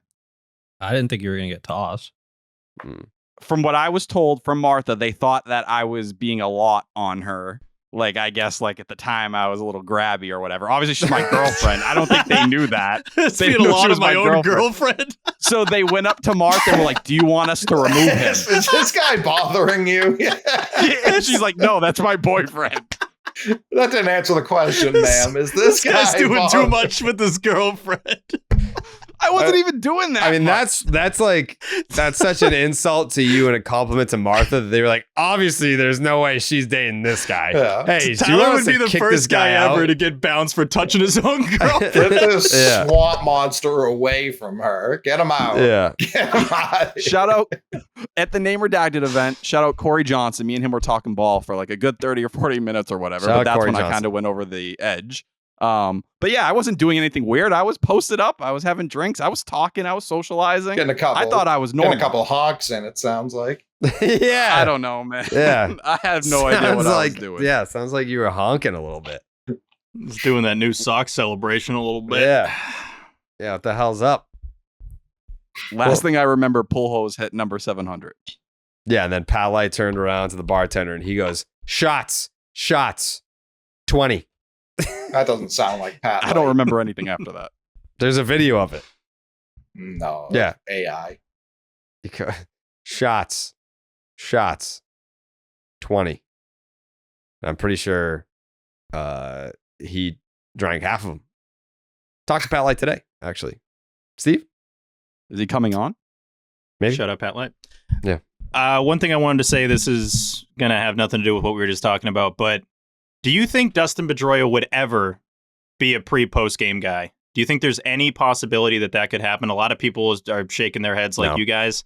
I don't think it's zero. It's 0. I was getting my hopes up a little bit because I got to say, for a lot of people that they have in the booth, I just mute it. I don't really need to hear it most of the time. And when Pedroia was up there, I was turning the volume up. I was like, I need more of this. Every time he talks in front of a mic, anytime he does a podcast, he's just awesome and genuine and tells hilarious stories and great stuff. And the way he breaks the game down, I think he can roast people, but it's not like too far. He does everything the way he was talks about roasting the game. I Middlebrooks think it's pretty bad perfect. in the booth. It was He very was. funny. It got Dude, he borderline was like a little. cooking. It It got a was little crazy. too much. I was like, all right, we'll live here. But yeah. I just feel Yeah, he's like we've this been guy missing. catch a baseball. I played with him. He sucks. Yeah, worst player ever played with. Right to my right, OB. It's to your right as well. Yeah. It's Will Middlebrooks. Like Yeah, he's not even just doing the joke. He's like going in spelling hard. it out. But like for what he would say on the air to Will, I'm sure he fucking laid into him way worse in the clubhouse when they actually played together. Like, but Does that make it better? Everyone knows to No, expect probably that not. from it. Like, I'm sure he knows he's kidding. He knows he's kidding. But no, Oh, of I don't think course. that he's going to be an analyst. No, because he No, I don't coaches either. I was just both of his son's no, no. baseball teams. By the way, if he is ever back in this area, it's to like be in the dugout. Yeah. No, it's true. I'm terrified that either the Brewers or the Diamondbacks would get him as a coach first, maybe just to avoid, in his eyes, like, you don't want to go back to your former team if things go wrong or if it's a weird kind of relationship. Obviously, you got the Pat Murphy connection in Milwaukee now, but I don't know. I think the Diamondbacks, he's gone and spoke to that team and kind of served over there with Torrey and kind of given them advice and different stuff like that. But I do think at some point he's going to be in the dugout. It's just until his kids are 18, which is, at least another 5, 6, 7 years, right? Yeah, the connection is Cora, and Cora's gone. So I don't know that he would be like a bench coach or a manager here. Maybe. I don't know. Maybe he loves Boston so much that he doesn't care if, Cora's here or not. But I thought that for sure, if he did it, it would be to work alongside or for Cora. Like that was back, like, we're not even a year removed from Cora's going to be the next GM of the fucking team. Obviously, that's not going to happen. So who knows? It was funny when Pedroia was talking, but he's like, I got Dave Meller down here telling me, hey, can your kids wear sneakers instead of cleats? He's like, Dave, I'm going to wear cleats for this. Yeah. Like, that, of course, they're wearing cleats. Like, let's not mess around with that. He takes it very seriously, which is great. I just feel like we've been kind of missing a Dennis Eckersley type. Obviously, you can't replace Eck, but a former player that was really good that lets it rip. Mhm. Papelbon to a certain degree. We do get that a little bit with Pap, but it's just, I don't know. It's just been kind of noticeable that having somebody like PD up there, I was super pumped for that like half inning, and I just don't know if we're going to have anything like that in the booth for quite some time. Yeah. Pap will like rip the players on the pre and post, but he's never like in the booth for the games. Like the players that they will have on the actual broadcast, like they're not criticizing anybody. I guess I'm just talking pre-post, honestly, about Pedroia, but I mean, but Eck Yeah, would do it Papelbon on the will- game broadcast. He'd be like, "Oh man, no, like, true. Yeah. like he would That tell caused like some it issues. is. It did But- cause some issues, but I don't think Eck gave a shit. No. No, he didn't. But I mean, like it's not like the broadcast needs someone that's gonna just like, because there's a fine line between criticizing a player and like trashing a player. Like Eck didn't trash anybody, but if a guy wasn't performing well, like he would say it, or if a guy made a dumb play, like he would say it. But yeah, but I think that those are things that like the newer former player broadcasters will learn over time, where maybe there's an element of I played with some of these guys, so I feel weird like criticizing them. Eck was far removed from any of the active players in the league, so he could just let it rip. Like who knows? There's definitely outside factors. Well, I think in the finale, there was on that Devers play, it wasn't necessarily a Devers play, but he's down there in third after the leadoff triple, and then you have a fly out to right, and he wasn't tagging up properly, and the guy drops the ball. Like, you should be scoring on that. All of a sudden, the Red Sox are up 4-0, and then maybe extra innings doesn't happen. I think the right person is calling that out. I believe Will Fleming was calling it out on the radio broadcast. So, I don't know. That kind of stuff I just miss. Yeah. I'm trying to think of like the current players that have kind of been entering media. And I do feel like I throw Devin Marrero in this as well, who's been doing pre and post recently as well, where it's very pro player. And maybe that is just an era thing, like Jared said, where you played with some of these guys, so you're trying to walk that line. But I think it's overall, it's like the JJ Redick mindset as well, where a lot of this mindset is like, hey, the players are always the ones being attacked. I was a former player. It's our job to kind of be somewhat, not a shield, but to stop the old, like, just slamming guys. But when you are a player, you can kind of jump down that line. It just seems like a lot of athletes today that go into media outside of like maybe like a Draymond Green or something like that aren't here to throw spears or kind of come after guys. I don't know if that's a lot the of term buddy. to choose. Tommy Who would you pick, Pham Coley? seems like a guy currently who's ready to fight people. Yeah. Played here He for said he wants to. like 10 days. Was that 2020? Was Pham, or was that more recent? 21 or 22. 22. 22. Yeah. None of those years matter. That No. like there you can find players like that. Teams they're looking for analytics guys everywhere. Like I think that's part of the pre and post stuff too. And in the game, they want to be more analytical and shit. Like there are always players who are not nice people. Like you can find them everywhere. Mm-hmm. Yeah. I guess there always is that layer of like, all-stars and your resume and all of that. You can back it up with a little bit. But to Tyler's point, I think a lot of these guys also are going to have a podcast and then want to have those players on the podcast. And are just worried about you mess it up. We've seen it with Section 10. And, if you mess it up like one relationship or one guy doesn't like it, then all of a sudden he's not going to have so-and-so on the show. So that kind of stuff can have a ripple effect. Yeah. But I think the biggest takeaway for me, having Pedroia in the booth and having like that Hall of Fame thing where it's like they're showing Trot Nixon highlights and they've got the Papelbon highlights and the Pedroia highlights. I'm like, man, I like these last 3 years have just sucked the life out of me as a Red Sox fan. And it just felt like it, because at some point, like if you're a younger fan listening to this and you're like, man, like I just love the Red Sox no matter what. Like I have those thoughts of like, all right, well now I'm in my mid 30s. Like, am I just like, even if the Red Sox were good, would I feel this like, man, I'm just not into it right now? Like, is that just because I'm getting older? And no, it's because they've been 500 the last 3 years. Like there's nothing to like get you excited. But then seeing like Pedroia, I'm like, man, it was like having this invisible shield just like came back and it warmed my body. And I was like, oh, that love and passion that I have for the Red Sox just like came back.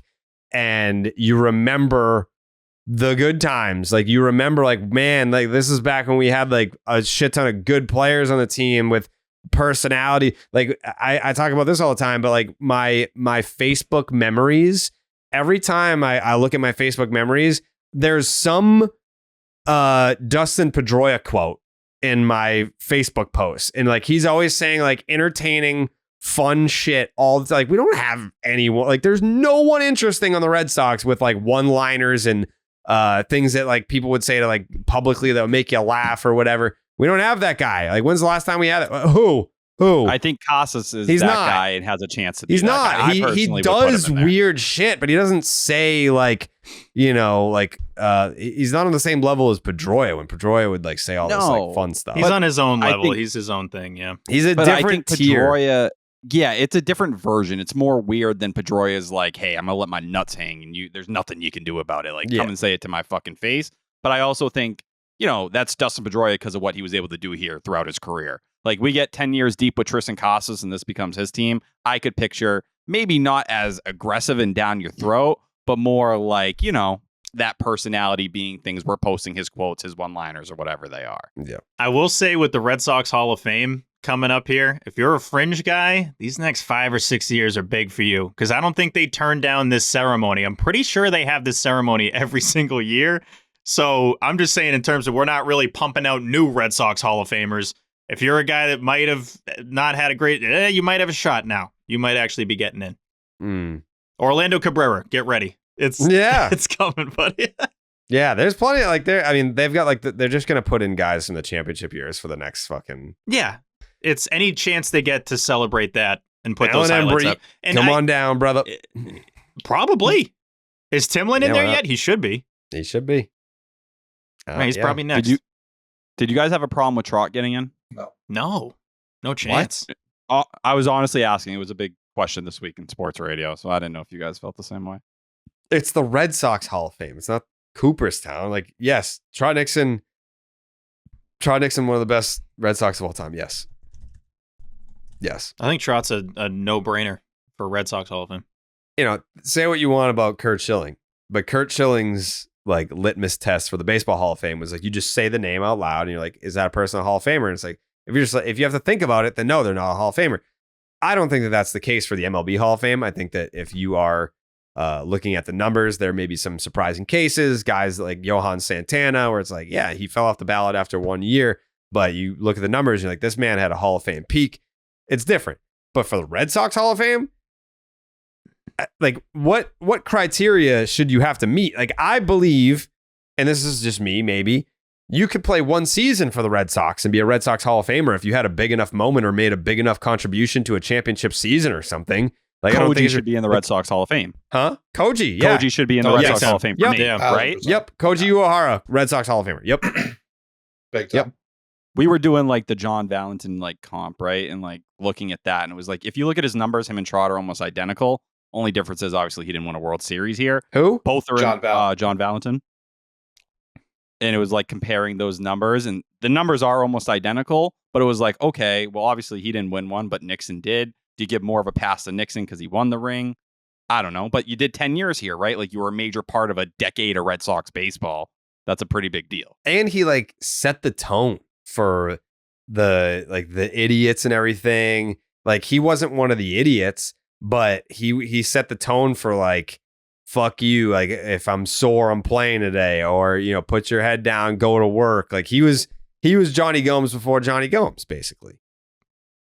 Apparently, you Nixon was needed the to best. play 3 years with the Red Sox to qualify. That's their rules for Oh. their own Hall of Fame. You Well, knew they'd have Cody some should be rules. good. They've right? changed their own rules before. Oh, yeah. They make shit All the Yeah. time. They make shit up all the time. Yeah, so Koji's good. He has 3.5 seasons. Oh no, 4 full seasons. Koji's in. We're voting him in. Yeah. Welcome Koji's in. Koji Uehara to the Red Sox Hall of Fame. Now that you brought Hideki him up, Okajima. I don't. Red Sox Hall of Famer, Koji Uehara. One of the best single seasons you'll ever see out of a Red Sox reliever. Maybe any reliever. 2013 season. Closed out Game 6 of the 2013 World Series at home. First time in 95 years the Red Sox won the World Series at Fenway Park. Red Sox Hall of Famer, Koji Uehara. We should just do the full 25 class, like right Yeah. now. Yeah. Might as well. Like, who else is getting in? Who's in? Mike Napoli? Did Napoli play 3 years? Yeah. he's in. I think he played like, what, 2.5? They round up. They round up. They signed Yeah, a they ran 3-year out. deal. I know that. Yeah, I think he got here in 13. They traded him in 15. Yeah, Mike Napoli, Hall of Famer. No doubt. Oh, you got to say like welcome to you get. Welcome to the Red Sox Hall of Fame, Mike Napoli. What about John Olerud? He played 1 year, but, He's not in. well, I mean, he should be. Well, in. he can't. I don't think he qualifies. I'm shocked you haven't said one. Pokey Reese, Calvin Reese. Little pokey, but another former Red, Bellhorn. Scott Williamson. Scott Williamson, one of the best Red Sox relievers to ever do it. Set the tone for 03. And where would the Red Sox be without Scott Williamson? Where would I be without Scott Williamson is the real question. JBJ going in? Yeah, of course. Easy. Yeah, they've got candidates for days that they can just sift through. Like Andrew Benintendi. Worst player in White Sox Oh, history is a Red Sox Hall of Famer, no doubt. It should be in the notes or their rules that if you sell a certain amount of jerseys, you qualify for the Red Sox. Rich Hall of Fame. Garces, Andrew welcome Benintendi. to the Hall of Fame. Yeah, Rich Garces. Let's do it. Rich Garces. I mean, is he still alive? He's got to be. I think he's still He alive. better be. I'd be so pissed if he's dead. Yeah, that would 53. be a He's still way- alive. That'd be a way bigger deal if he were no longer with us. I feel like we definitely like Rod Beck no longer with us, but he's a Red Sox Hall of Famer for sure. Tyler, what are you gonna say? Clay Buchholz? Don't even. Are you serious? I mean, This guy's trying to honor former players, and he just gets thrown out of here. I think. Hey, listen. I say yes. Yeah, that's why. Why did you suspend him? I thought it was a decent proposal. Yeah, I agree. I had to think about it for a second. Yeah, Clay Buchholz should be in the Red Sox Hall of Fame. Can I'm we not saying void that you should be suspension? suspended Can for we void doing that? For what? For doing what? Jake, what do you think? Should that suspension be voided? I think it was fair. It's like you just shut up for a couple of minutes while I think about it. Yeah, that's fair. I had to think about it, and I arrived at yes. I agree with you, Tyler. I think that yes, Tyler. I vote to suspend Jake and you both for this because neither of you are willing to take any accountability and you're trying to suspend me. Are you kidding me for that? That's not right. I did nothing wrong. Don't do it. Don't do it. You owe me for your mean comments earlier. What mean comments? I said that you were my ride or die. You call me phone boy. I did. Eh, Jake, did You I called call me phone Did I boy. call him phone boy? I can't remember. There's no way to check.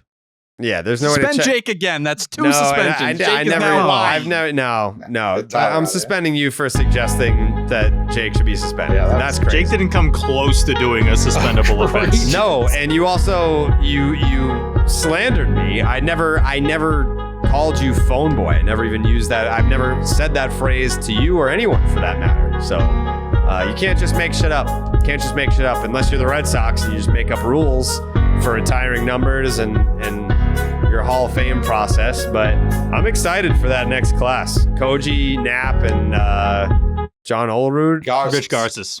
Rich Garces. Olerud is not making it. He's still Scott not Williamson's getting in too. and Buckles. Beckett's not in there, Yeah, he would get in. right? Oh yeah, But let's put yeah, Beckett. Can we put Beckett in? Well, not John yet. No, Lester. next year. You gotta space these out. Right. Yeah, our class is full. Yeah, this class is full. Yeah. Also, who's a good headliner? Because I don't feel like any of those guys are headliners. Garces. Koji- Garces, the headline. No, Lester would be a Garces. headliner. Definitely Lester Garces. wasn't Lester wasn't in our class this year. Oh. Do you have to be retired for a certain amount of time? 3 years. That's what it says? Yep. I mean, honestly, Brock Holt is a Red Sox Hall of Famer. Big time. Regular I Hall think of we can Famer. squeeze I him would be into in this on that. class, right? We can squeeze him into this class. Actually, you know what? I want to say I talked to him about this, and he's aware of when he's eligible. Yeah, As he should be. yeah. So, that actually might have been like the baseball Hall of Fame. He was like, "Yeah, I'm not eligible until Well, what year it was." Yeah, He's eligible waiting. for Red Sox Hall of Fame next year. Like he can make the 25 class. I think it's up to us to decide that right now.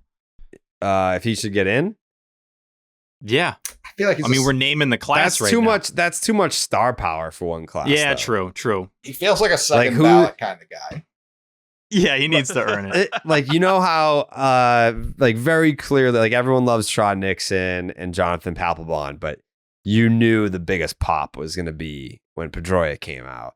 Like, between the class that we just came up with, fucking Garces is going to tear the house down. They're going to go nuts for Scott Williamson, and then you're going to do Koji and Brock as co-headliners. We're underrating how big a deal Napoli getting into our class Oh, is going to Napoli be. too. Yeah, Yeah. you're right. Yeah, that's too much star power for one class. You got to Spread it out.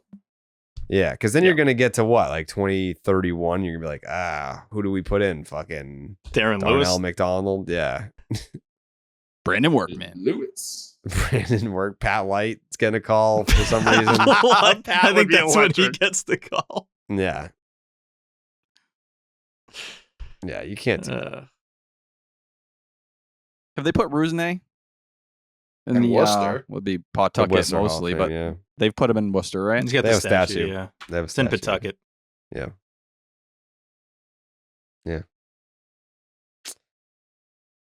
Man, I want a fucking blue moon.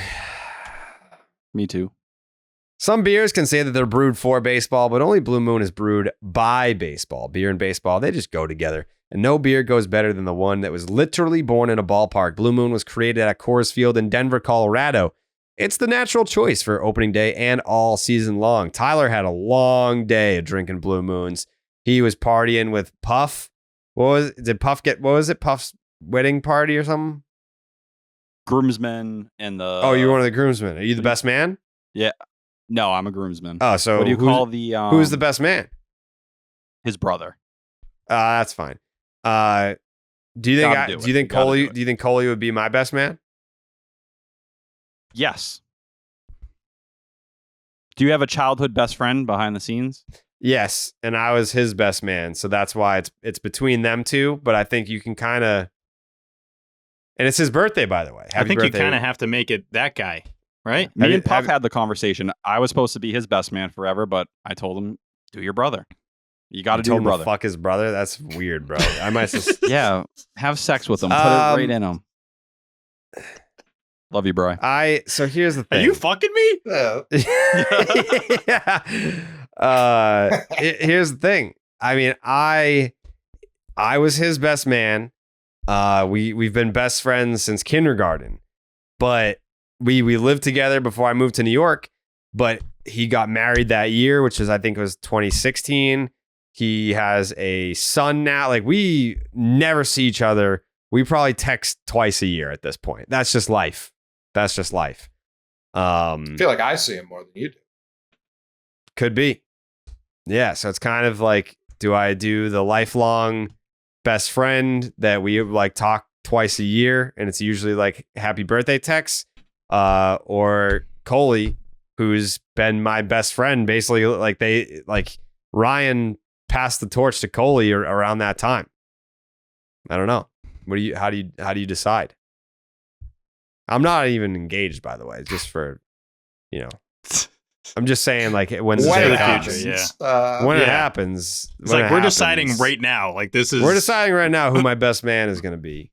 Okay. I actually do have I do have my wedding party saved in my notes, and to avoid this problem, this predicament, wedding party. I've got David Ortiz as the best man because I was like, well, Coley would understand, and my lifelong childhood best friend would be like, well, if it's not me, like, obviously it's going to be David Ortiz. So a lot is riding on that. And I feel like if I asked David Ortiz, he would say yes. Yeah. Highly likely. Yep. Like, we're at the point now in my life and my career where I could realistically call David Ortiz and be like, Poppy, I'm getting married next year. Would love for you to be my best man. And then he would be like, fuck yeah, brody. Like, you are the best man. That's what he would say. Yeah. You're the best man. Yeah. So, yeah, I think that's probably what I'm going to have to do. But I don't know. I don't know what I'm going to do in that situation. I think it's mostly a non-issue because you've told me multiple times you're going to give the speech at your wedding. So I don't really know what the best man's going to do in your power move. And you're like, you got to hype me up. You got to hold up the WWE title behind me. He doesn't like attention, by the way. So do something that's for someone that doesn't like attention. Well, Steve, I mean, if I grab the mic at my wedding, then like that's because it's about to be a roast. Like, it's someone's getting cooked. And it's probably going to be the person that didn't come correct with the chicken tendies in the back. They're starting with that motherfucker. I hate weddings. I hate them. It makes sense. There's no one I could think of that would like them less than you. Hate them. I'm out on the dancing. Jared's 100% right about this. I am anti-dance. I like to sit with the olds. I like to talk to them and see what's going on throughout their lives. Grabby. Yeah. I like getting grabby with the olds. Yeah. Fucking Handsy Tyler over here. Yeah. Yeah. I hate dancing. I hate I hate like socializing and doing the dumbass stopping chats. But you talk to an old person, it's like, all right, well, now we're talking about firsthand accounts of Pearl Harbor. Like, I'm all ears on that. Yeah. Like, tell me what it was like. December of 1941. Like, let's bring it on home. But then it's like, oh man, yes, Coley. Do you watch the new Godzilla yet, Jared? No, I saw Bob Fox tweet about it, said that he highly recommended, but he likes everything. You brought up 1941, and tangentially the Japanese, and Buddy, does this have a lot of 1940s Japanese in it? So Godzilla caused Pearl Harbor? His hands weren't clean, I'll tell you that much. Oh, wow. I think it's the best, not necessarily movie. I haven't seen all of them, especially since I was a little kid, like those old Japanese ones, like the original ones. I haven't seen those in a long time. It's the best looking Godzilla, like the scariest looking Godzilla by far. He's mean? Oh, but he's fucking shit up from the word go. They start that movie, he's eating, guys. Wow. Is it rated R? It came out. It is it's a Japanese movie. It's not an American movie. So I don't know. The new Godzilla is Japanese? I'm saying, yeah, we didn't make it. That's why it's good. Oh. Yeah. So is it dubbed? It is, yeah. Oh.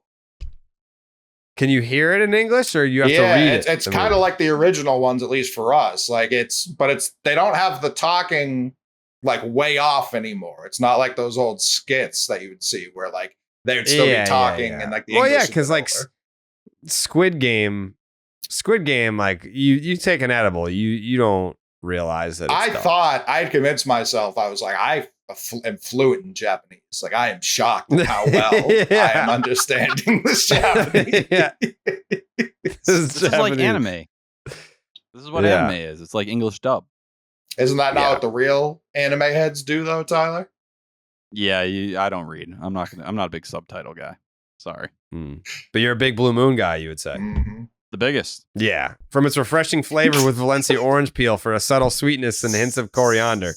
Blue Moon Belgian style wheat ale is a one-of-a-kind beer that's made brighter. It's carefully crafted and full-flavored with refreshing notes and a smooth, creamy finish. Blue Moon is brewed by Baseball to give you a dose of nostalgia and get you excited for the new season. Why strike out with the same old beer when you can get something that's one of a kind? Its bold flavor, bright explosion of color, and iconic orange slice ritual guarantees a one-of-a-kind beer experience that is perfect for spring weather. Best served with its signature orange garnish to showcase its beautiful hazy color. A beer this good only comes around once in a blue moon, but you can enjoy it all season long. Bring the ballpark to you with Blue Moon Belgian style wheat ale. It's a one-of-a-kind every time. Get Blue Moon delivered by visiting get.bluemoonbeer.com/Jared to see your delivery options. That is get.bluemoonbeer.com/Jared. Blue Moon, made brighter, celebrate responsibly. Blue Moon Brewing Company, Golden, Colorado.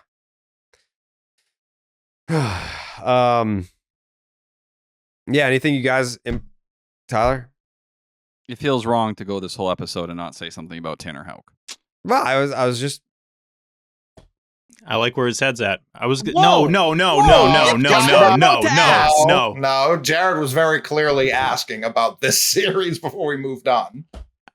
I was literally in the process of saying, does anyone have anything that stood out to them in this series? And Tyler was like, why did we talk about Tanner Houck?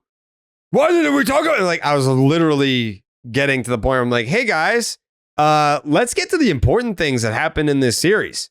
And Tyler just took that from me. Took it right out of my hands. Put my finger up politely. Yeah, you did, but you also, it's insulting to think that I wouldn't ask or bring it up or talk about the things that happen in this series that were worth talking about. Get him, Steve. Get him. I saw you ready to defend me. Get him. I was defending you because I was going to mention Houck too. But you did kind of cut him off. You did. It depend on you. Yeah, you did. Just immediately under the bus. Just right under the fucking bus. Tyler, I've had your back in this one. I think you've had some suspensions that are a little aggressive in this one. I will say. Yeah, it hasn't helped. Yeah, I'm on one tonight. It hasn't helped at all. But Coley? If you're all just thinking in terms of like bachelor party, Ortiz has way deeper pockets than me. Like, yeah. I would like to think that he would get involved in something like that, but I wouldn't want him to, because that now it's like, oh, you're only asking me because like you want like a wedding gift or you want me to throw your bachelor party and blah, blah, blah. I just want him to remove me from the predicament of having to choose between you and my childhood best friend for best man. And I think it would just, because I hate weddings, it would make me excited for my wedding if David Ortiz was there. You should not get married. No. Yeah. It's Poppy's there. That's why I'm excited. Largely paperwork. Correct. When you really break down what a wedding is. You should just have 9 former Red Sox as my groomsmen, or 8. You could pretend you're the 9th. Why would I pretend? I got a ring. I was in a World Series parade. That's a fact. I had a bobblehead day. All facts. You know? Mm-hmm. The Red Sox Hall of Fame induction just becomes Jared's wedding. Like they would just combine the two. It's a bunch of wow, you guys at home plate? That would be so magical. Yeah. That would be pretty cool. I would never do that. You would hate that. You would hate that. I would hate that. I would hate that because then it makes the wedding about me. And I don't want it's like not attention. About me. Yeah. I don't like attention. Mm-hmm. I want people looking at me. Coley? An idea I had for mine that I didn't get to execute, but is kind of like what we're talking about, but it's just a nice little touch. Make your wedding invites game tickets. Oh, that's pretty cool. Yeah, I like that. Cooking. I like that a lot. Yeah. Yeah, I just remember being drunk on the boat, and they kept bringing out food for everyone, but it was so good that I just fucking ate it all myself. It was like chicken on a stick. Oh yeah. Well, And like I held it up and I was like, I took one and I ate it, and then I would like go over to someone and be like, hey, did you see they got this chicken? And then I would eat it, and then I'd be like, hey, you see this?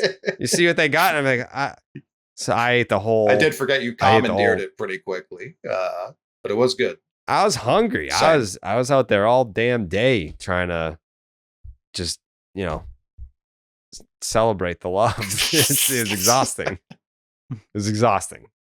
You work up an appetite celebrating love, which is what happened with Tyler. That's why he looks so skinny today. All right. Thank you. We're pushing through. Yeah. I am tan. It looks like I'm very white on camera, but I spent a lot of time. No, you're not. I had a nice Just lying red to burn us on like me. we can't see you. Yeah, no, you're not. Yeah. Look at that. It's whiter. Yeah. He's Even my more whiter. whiter than my face. Yeah. That did not help your case at all. In No, person, no, it looks no. different. It's the cameras and the lighting, all of this over here. Do I look tan? Do I look tan a little bit? A little bit. You got a little color. I look a little red now, don't I? Yeah, shut the lights off. I did. Well, I can't get the back ones. I can only do. Well, it the doesn't front help that you have like a jail light over your head. Yeah. Yeah, you have like a interrogator light. one. It's really tough in this cell. Been here a long time. Get studio lights. Oh, sure. Call the Brockton studio department. I literally, the lights that I have on here, I bought during the pandemic. They were like $90. So it's like a little fucking dinky ass ring light. Oh boy. What the hell? What is that? What? This is the light. That's a bug Ah. zapper. You got that from Home Depot. That's a bug It's zapper. both. It's actually a pretty great thing. So yeah, I thought Tanner I got a Houck- great deal on it. I thought Tanner Houck Yeah, Houck was, was good. excellent. I thought he was doing the Yeah, pitching. Tanner Houck, outstanding. Kenta Maeda stunk. Big stink. Stunk. 7 innings, 3 hits, 1 earned run, 6 strikeouts, couple walks there for Tanner Houck. And it's going to be a dogfight if it's not Mason Miller. It's still going to be a little bit of a dogfight with Houck and Scooble for the All-Star Game starter. And heel. But the fact that he's Seth Lugo. Seth Lugo, yeah. The fact that he's even in the conversation is fucking crazy, considering he wasn't even supposed to be in the rotation to start the year. I think that's where, like, and I know I sound like a broken record with the splitter, but I thought this stat was pretty cool. Last year, he threw it 198 times the entire season. This year, he's already thrown it 276 times. Like, to see that kind of dramatic increase in usage just speaks to what the pitch has become for him. You know, and we're 2 months into the year. By the end of the year, it's going to be a fair shot at being his, a easily number 3 pitch, but maybe even number 2 like it was in the start. Yeah. I appreciate how consistently chill Tanner Houck is on the mound. He gets smoked by a comebacker and just does picks the ball up with his glove and just flicks it to a glove flick is not easy. Like, he made that, and he's also 6'5". He made that look very easy. Waves off the I'm fine. Like, he consistently is not just great, obviously, on the mound, but he's making it look very easy. It's kind of what I love about his starts every 5th day. Yeah, he don't give a fuck. He gives that vibe, but he cares, but he's just very quietly confident, which is great. He's got like Western gunslinger vibes. Where, yeah, he's got them cowboy vibes where it's like, I could have a gun in my head and I'm not sweating at all. I'm staring down the barrel of your gun. I don't give a shit. Steve? You got any like showdown music? Because that's kind of what, maybe like a whistle or something. Obviously.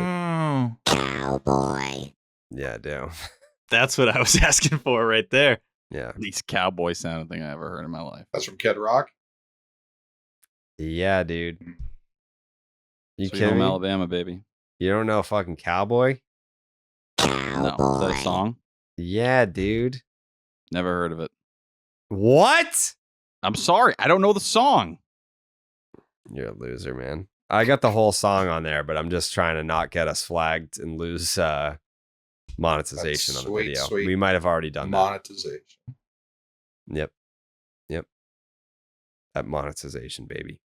Speaking of monetization, is our merch out today? Monday? It's supposed to be. That's Steve said it was coming out. Here Steve, I am trying to. I've just been we the got messenger. the Stevie P guarantee. No, I about never merch. guaranteed. Never guaranteed. I feel like no, I didn't. Yeah, Steve. I don't know. I feel like you gave it. Yeah, no, Steve. I feel like you gave the Stevie P guarantee about the merch today. Only Monday. counts if I say that. I did not say I'm it's a Stevie P guarantee. I'm openly admitting I'm putting words in your mouth here. You are. You are. I was the one who that's what I'm brought that doing. news to the group chat. It wasn't even Steve. Steve was last time when he lied to us. Yeah. Well, I was at the meeting where it got said. It's been, dude. It's I'm not gonna say anything about the merch. Some people think it's a bit I saw on the subreddit today. Like they actually don't think we're going to drop merch. They think I we're just wish. doing a long bit here. That would be the merch so for mean ourselves. if we did a whole photo shoot knowing we're not gonna drop it. That would be Yeah. terrible. That would be mean. And we're not going to do that. I hope it's today. But I don't know. It's today. It's today. It's not my call though. But it could be today. Might be today. Hmm. Could already be out. I don't know. It's betting we're on only you right listen now. Today. Yeah. Off day with a perfect day for it, by the way. Just Oh wanna say. yeah. Today's an off day. Yes. All right. Anything else from the series? Brayan Bello, I just man, I feel like I've kept my takes to myself for the most part, but it's time and time again I find myself, for where my expectations are for Brayan Bello, find myself unimpressed by Brayan Bello. I was perfectly content, borderline thrilled with this start until I saw him jog back out there for the 7th. Some weirdness. Cora's playing this game with injuries now because of how the Yoshida stuff played out. He wants to keep things tight, whatever it may be. If Chris Martin's available, it seems pretty easy. Even if you want him to face, the first batter of the 7th, okay, whatever, you push him. He was at 86 pitches through 6. I thought he started to fall off a little bit in the 6th personally. The command went. Papelbon said the same thing after the game. But if Chris Martin's available, why not just go Slayton, Martin, Jansen with the day off tomorrow? It seems pretty simple. You have your best arms. You need to win the series, like with what you have coming up here. You could really get yourself going. But my guess is Martin wasn't available for some reason or another, and this is why they went this route. Even if he wasn't, just Slayton with a clean inning there, and then whoever in the 8th. You know what I mean? Like Or 2 from Slayton. Right. We've seen Slayton anything. go 2. This Tigers team, I know they had traffic today. They're bad. Like their number 1 overall pick, they just optioned back to the minors because he's been terrible. Like Javi Baez is on this team. It's not a good team. You can use They any of your bullied bullpen with clean innings, and I feel like they walk out of there with a win today. And I think that's why Cora was a little, not cold, but just kind of very meh on Bello. Like, it felt like one of those times last year where he wanted Bello to go out there and act like that front of the rotation guy, find a way to get through it. He didn't do it this time.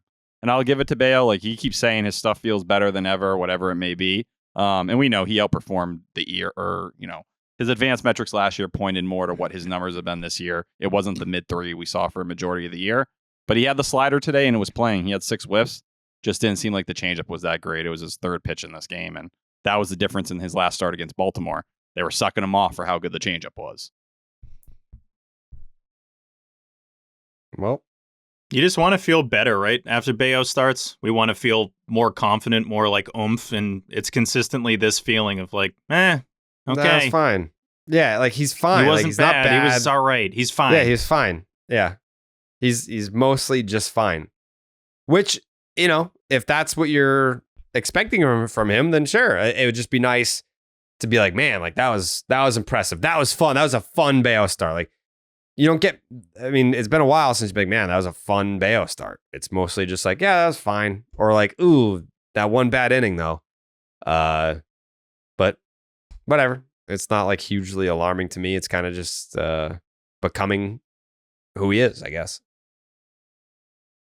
Yeah, I mean, there are a lot of people that want to just be, oh, well, maybe this is, who he is. I don't know if I'm going to go that far. He's still pretty young, but there was a stretch last year where Bello Day was a real thing. Like that was, you did not want to miss a Brayan Bello start, and we couldn't be any further from that right now. Yeah, I was excited. I remember. I was going to say, I was excited when I bought tickets and saw it was him pitching. Whether or not he's lived up to that hype, how, like you said earlier at the top of the show, how many of these guys do we even think might be here next year in the league at all next year? He's one of them. I remember doing baseball hour and sprinting over to Fenway to make sure that I saw his big league debut. I was like, can't miss this. And now it just feels very he's one of the guys. He's definitely not the guy to me when I look at the rotation. Like he's not the guy. He was supposed to be the guy. He's not the guy. But anyways, I think what makes it easier is it seems like you have one of those guys with Tanner Houck. I think if Tanner Houck didn't pop this year, the eye on Bello would be a lot bigger. Stronger. A lot more big people time. would be upset. I agree. Yep. I do want to also add Manny Valdez, just touching on those 2 homers. Was awesome to see him come up. It seems like he does this whenever he comes up. He gets really hot at the start, but he's going to be getting a lot of reps at second base. And when Vaughn Grissom has given you basically nothing, I know he was at DH that day, any production out of that spot would go a long way. 0 multi-hit games for Vaughn Grissom.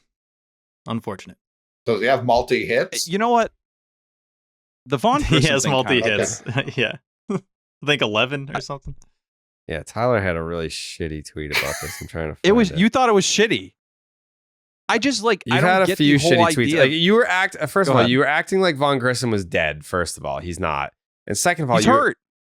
you were acting like it was like a huge blow that they don't have him. Like he's been awful. To me, it's more along the lines of this. Like, you need to answer questions this year, and this is the time for Vaughn Grissom to answer those questions. Like, if 2024 is about development and we've already lost, the first month and a half of the season because, what happened during spring training, then the whole flu thing and all these things kind of came together. Like, say what you will. He played the same amount of games he played last year, which was 23. He hit 280, I think, in those games. And he's 6 months younger than Rafaela. Like, we look at some of these other guys, and we've seen it with Duran, even with what people are saying about Rafaela, with him starting to find his swing. It's like, I'm not ready to completely throw a guy out yet. I'm not because either. He hasn't started hitting yet. But for me, it's like, damn, I know this team isn't going to do anything for me. So at the bare minimum, I'd like to get answers on who these guys are this year. I'm That's rooting really for my Vaughn main Grissom. reason for watching. I still have high hopes for Vaughn Grissom. I'm rooting for him. But to act like, it's some huge loss because he's on the injured list. Like him going on the injured list and Romy going on the injured list led to 2 of the best things to happen to the team this week. Jamie Westbrook getting his big league debut and the fucking return Bobby Dahlbeck. of the king. Bobby Dahlbeck. To those guys, we know what they are. Like, they are the same fucking story. You got don't- a journeyman, you and you don't- got Bobby Dahlbeck, who's done the same thing for 3 years in a row now. And no, you don't know. See, you don't know what I Jamie do. Westbrook is. All right, you don't know what Jamie is. I do know what Jamie You Westbrook don't know what is. Jamie is. First of all, and second of all, you better put some respect on Bobby Dahlbeck's name because you haven't seen him. He didn't get hot. Bobby Dahlbeck has not played the warm weather Fenway yet. Like, don't come crying to me when Bobby Dahlbeck has a fucking 1240 OPS in the month of July, and you're like, oh, please, Mr. Jared, can I please get on the Bobby Dahlbeck bandwagon? And you know what I'm going to say to you, Tyler? I'm going to tell you to go fuck yourself. I'm going to say the same thing that Bobby Dahlbeck's family wishes they could say to you. Go fuck I yourself. don't blame them for feeling that Go way. I would fuck feel that yourself, way, dude. too. To me, Vaughn Grissom, there's something to find out there. There's nothing to find out with those But you other can guys. still find that out, right? If he's on the IL for like 2 weeks, we got, 4 months of the season left? So there's still a really good chance you're going to find out this year. So I wouldn't be too bummed about it.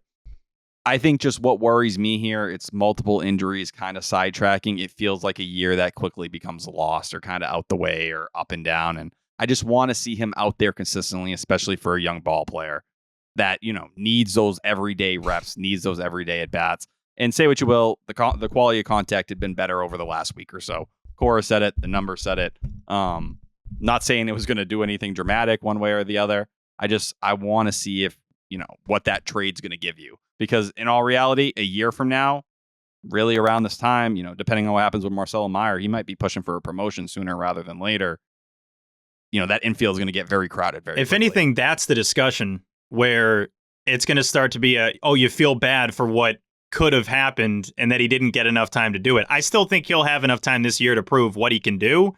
But with the types of prospects that you have coming up, it makes it like Grissom's the guy that everyone's going to be looking at of like, you got to prove yourself pretty quick. I know he's young, like I get it, but if there's an odd man out, he would be positioning himself to be the odd man out. I felt bad for him. I'm not looking at this as he's just going to like miss the rest of the year, but you could tell how much it weighed on him. He looked really bummed.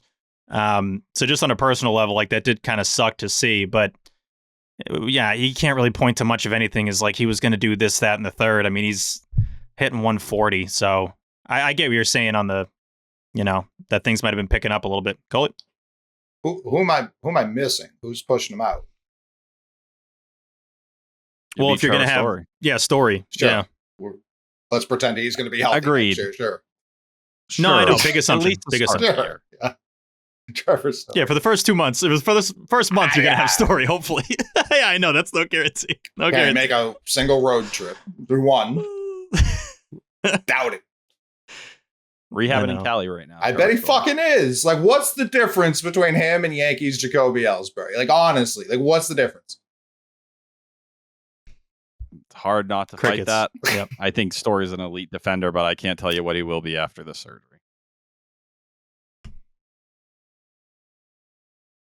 What do you say, Jerry? Hey, game time, huh? Ty got into the game today. Yeah, Coley used game time today because he went to Fenway Park. Mm-hmm. Game Time is an authorized ticket marketplace of Major League Baseball, which makes getting tickets faster and easier. Prices on the Game Time app actually go down the closer that it gets the first pitch, with killer last-minute deals, all-in prices, views from your seat, and their lowest price guarantee. Game Time takes the guesswork out of buying MLB tickets. Coley, how close to Game Time did you wait before you got your tickets today? So it was last night. So it was within, for a day game, we're looking at like 12 hours. You know what I mean? It 12 was like hours a quick out. 12-hour turnaround. So it wasn't last minute. I live in a different planet. I can't wait till the last minute. You know what I mean? Like, Right. I gotta do And a you can't little trust that you would have internet always. Like the next time you check, Right, it's like, right. oh, like I'm looking at the Game Time app. Are these seats even available? I have no idea. Right. So you kind of had to like act accordingly based on your geographical location. But did you enjoy the seats with Game Time? Oh, they were great seats. I mean, we were Mhm. juxtaposed to section 10. We were in 101 there. Great view. Mhm. Love staring Yeah. like directly at the monster the whole game. That's not sarcasm. I Mhm. genuinely love every second of that. You can track every Mhm. fly ball. There's still a bunch of new people around. Like every pop-up's a home run. No, you can very clearly see where this ball's going to die from this view. Loved every second Mhm. of it. Yeah. Shout out to Game Time. Save up to 60% buying last minute tickets for sports, comedy, concerts, theater, and more. The flash deals are great. Save even more with exclusive in-app deals on select seats ahead of the game or the event. Save even more when you choose a section and you let Game Time choose the seats for you. They have all-in pricing. If you toggle this feature, it shows the total upfront with no surprise fees at checkout. You can do the panoramic view, so you can check out the view from your seat in the app before you buy the tickets. And, of course, the lowest price guarantee or Game Time will credit you 110% of the difference. Your purchase is covered with the most flexible customer service policy in the ticketing industry.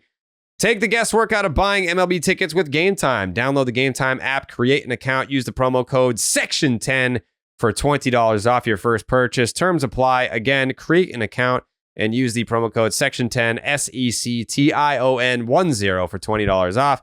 Download the Game Time app today. Last minute tickets, lowest price guaranteed. Okay.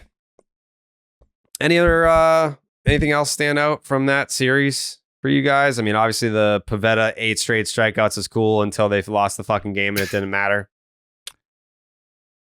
Yeah, that did kind of suck. Great graphic by Corey. Any chance we get to put a graphic out there, I will support it. But Yeah. It was funny, the strikeout that he would have set the record, we didn't even have the strike zone for that. So I was like, all right, I guess we're just kind of guessing where these things are. Yeah. The one thing I wanted to call out was from today, and it's the replay and calling it inconclusive and saying that the guy was safe. Like, Yeah. what are we doing? He's out. He was out. Any way you look at it, he's out. I thought live when we were doing tied in the eighth at that point, he looked out. And then they show the replay. I didn't even know that he missed the bag. So he's like double out. There's screenshots. You can look right at it. He clearly doesn't touch the base. It's clearly in the glove. And yet they still call him safe. And I thought Papelbon was all over this in the postgame and nailed it. Whatever happens after that to me is just completely like void. And not like literally, but just how you view it as a fan, where it's like, oh, okay, now everything's different. This is like without the ghost runner rules. It's like you gave up a triple and a single to start extra innings. Of course, you're going to be feeling a certain type of way. All this was a ground ball. The guy's out. You don't call him out. And then it leads up to a blow up inning. I just thought it's ridiculous. And what's the point of having these replays if you can't get that right? Inconclusive to me is just not, it's not an option, really. Like, it has to be, you have to have bad, like, camera angles or something. That's it. Nesson has the fucking camera angle. If they can get it to us in, a minute, if them, with some of the battles they've had this year, it's absurd that they can't access that same thing. I'm pretty sure I was watching Joey's video, Baseball Doesn't Exist, on YouTube, and they were talking about the replay system. And he was like, yeah, they have hundreds of camera angles. Why do we not have that? I feel, like, I'm just saying, as like a fan, we have 100 camera angles in MLB ballparks, and we probably use what, like 20? But Less? do we know exactly what the replay process is in New York? We're always like, all right, we're going to New York, and then they'll show everyone. There's always some guy just kind of standing up and like looking at screens. It better not be him. Well, because they don't look at it. It's the people in New York.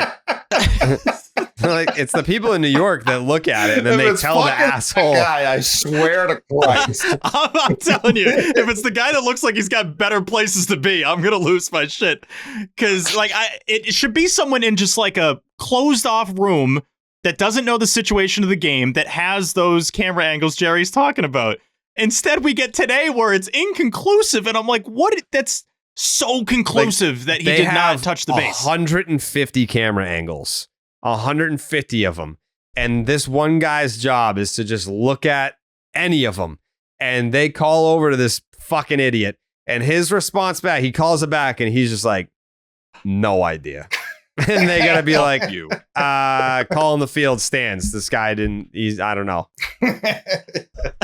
Can't. I'd almost prefer the ump just says, I don't know. Our guy in New York says no, so I don't know. It's not me. Yeah. I don't know what to say. He goes, hands off. He goes, listen. Can't tell. I don't know. The whole no crowd's clue. like, well, he put his hands up. Hey, we gotta give him credit. Yeah. He put his hands up, and that was the end of that. But they've got to have 4K, like crazy ass like zoom that they can do.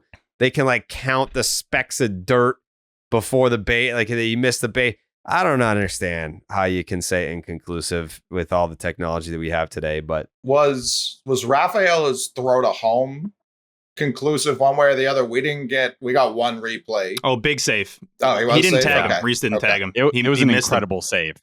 Or slide, too. The fingertips coming Great. across on the One bottom. of the best slides Yeah. of the They year. showed exactly one replay at Fenway, and he looked super out. So that's where we were just like, I guess Cora is just not really feeling it today, but that makes more sense that it. Yeah, he was safe. The tougher play was, I think, Rafaela when he stole second in that game. And Sure. he ended up getting thrown out, and they replayed that. That, I was like looking at the camera angles, I was like, I legit cannot tell. It looked like maybe like a string of the glove had clipped him, and they knew he was out immediately. They didn't even think twice about it. Yeah. So for those, if you're going to give me inconclusive, there's some plays at second that you do have to look at for a while. And I just don't know. If those are the ones where the ump flips the mic, guys, I know you want me to give you something, but I really can't tell you. Fine. But not today. That was just so obvious. And then it just throws the rest of the game out the window, really. I know that was technically still tied at that point, but, you knew it was over. When that, at least I did, when that happened. Yeah. All right. Anything else from that series? Shout out to Jack Flaherty. Very funny. He's a great dude. I love Jack Flaherty. He fucking. I remember when Xander Bogaerts signed with the Padres, my phone rang in 2 seconds just because he wanted to rub it in and see me cry. So I had a feeling. I was like, he's hitting the Red Sox through 7 that.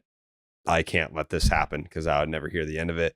But great pitching performance. He's been hot for a while now. I think he's got like 6 starts in a row now where he's got like a sub 3. It's like 2.5 maybe. Like 50 something strikeouts and 30 something innings, something like that. So I'm happy for him. If he had done this, The FIP's if he had even done this better. for the Orioles last year, maybe they don't get fucking swept by Texas. Bounced. Yeah. I'm pretty sure he confirmed it was in one of the Boston Globe articles as well that the Red Sox talked to him this offseason. They Showed didn't make an interest. offer though. Interesting. Like No, he didn't get a I don't know. huge offer. Or did he get a huge offer from Detroit? I can't remember now. No. Like super cheap 1-year deal. And I think he took some time to sign, if I recall. yeah, like yeah. All right. Not to. I mean, 1 year, $14 million. They didn't make an offer because the day that he signed with the Tigers, I like asked. And then it looked like an hour later, I texted him, I said, "You motherfucker, congrats." So yeah, I don't think that they made an offer to him. No. Well, okay. Do we give out a banana split? Yes. Yeah, we should. Yeah. Yeah. It's Rafaela. Rafaela. Yeah. Easy.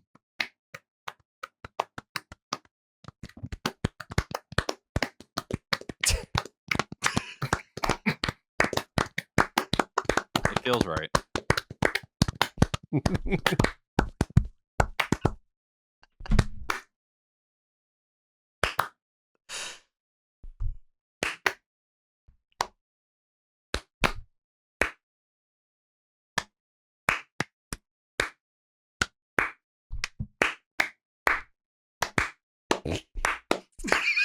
Round two.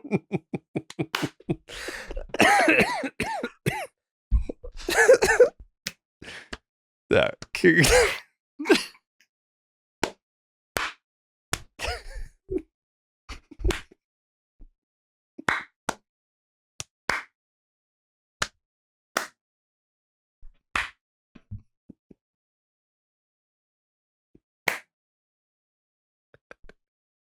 That was off screen. I came. Mm-hmm. If you clap too loud, it disrupts the cream from settling. yeah. Yeah. Yeah. Congratulations to Sadan Rafaela on his Benny's banana split.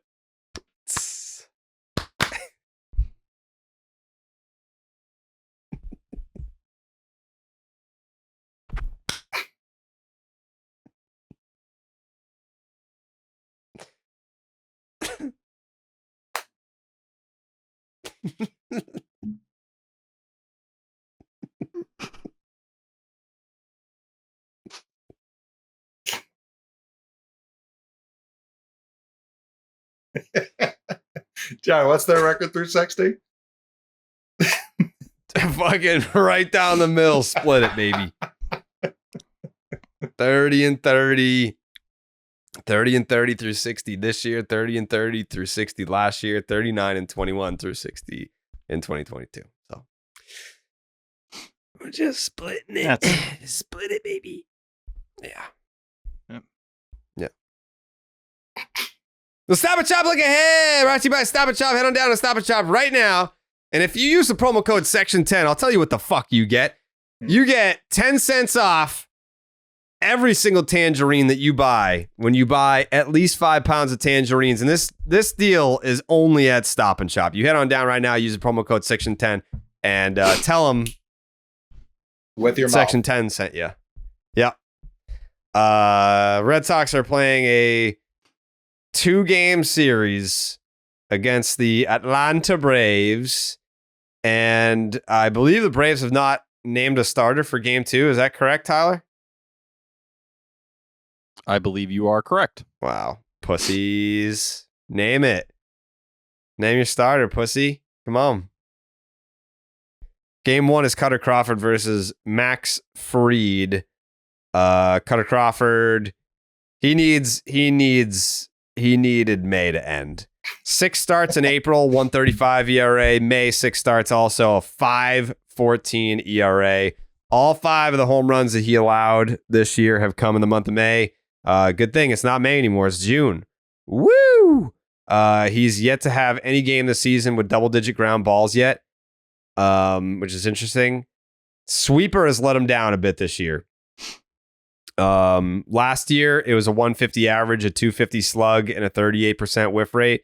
This year, 254 batting average, a 458 slug, and a 29% whiff rate. 3 of the 5 home runs he's allowed this year have been on his sweeper. The four seam, still elite. 163 batting average, 175 slug, 19% whiff rate. The Red Sox are fucking 3-9. 3-9 when Cutter Crawford starts. Crazy. They've lost 5 straight. They don't score any runs for him. Max Fried, the lowest strikeouts per 9 of his career right now, 7.3. He's 5-2 with a 2.97 ERA, a 105 whip. He had a rough start to the season, but he's been nails in his last 4 starts. 1.27 ERA, 5.34 FIP, 4.62 OPS. The last 2 games have been even better. 9 3-hit innings with 1 earned run, no walks, 9 strikeouts against the Cubs. And then against the Nats, 8 innings, 7 hits, 0 earned runs, 1 walk, 6 strikeouts. He's back. He's in the 99th percentile for average exit velocity, 98th percentile for ground ball rate, and 96th percentile for hard hit rate. The Braves are 8-3 when he pitches, and they've won 3 out of the last 4. So I am going with the loss in this game, Jake. I just want to mark that down for my prediction. Game 2, Nick Pivetta, 2-4, a 4.08 ERA, a 105 whip, and a 10.7 strikeouts per 9.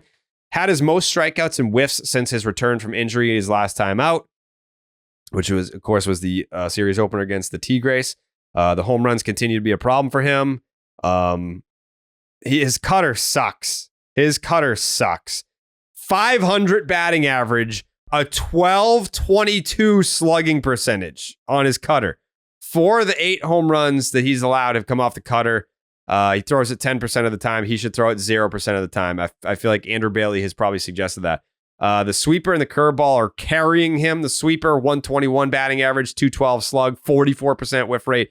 Curveball, 111 batting average, 111 slug, 31% whiff rate. The hitters are 1 for 9 so far this year off the curveball. Red Sox are 3-4 when he starts and have lost 2 straight, so he's due. Prediction time, Benny's banana split. It's I gotta lost hop win. in here. What? We do have a pitcher for the Braves. Who is Spencer Schwellenbach.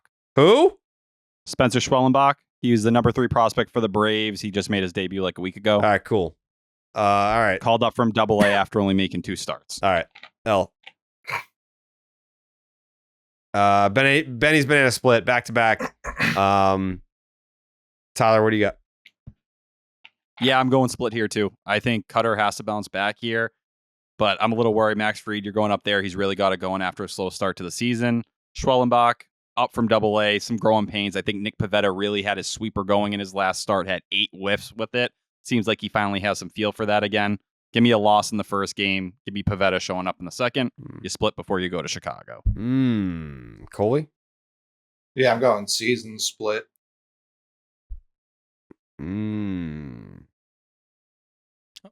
Okay. I was going season split. Okay. Yeah.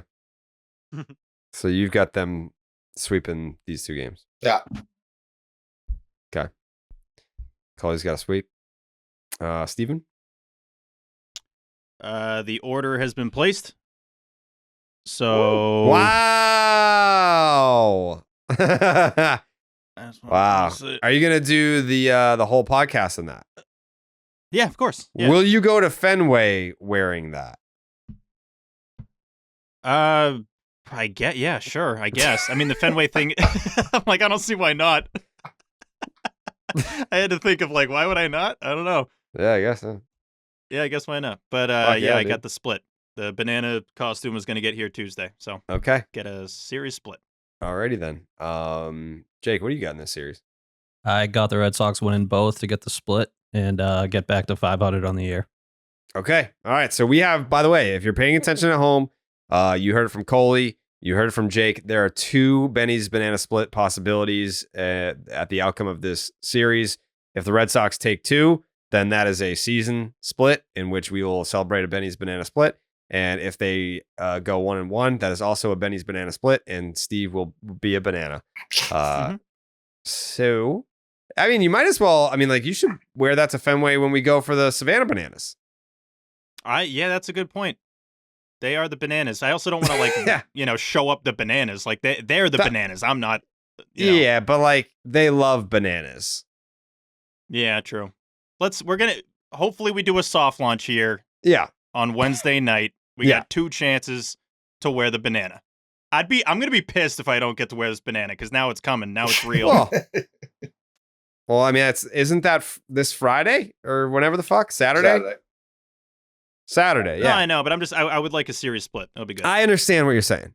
Yeah. I'm just saying that even if there's not a Benny's banana split over the course of the next week, you're going to get to be a banana. You're going to get to live your dream, brother.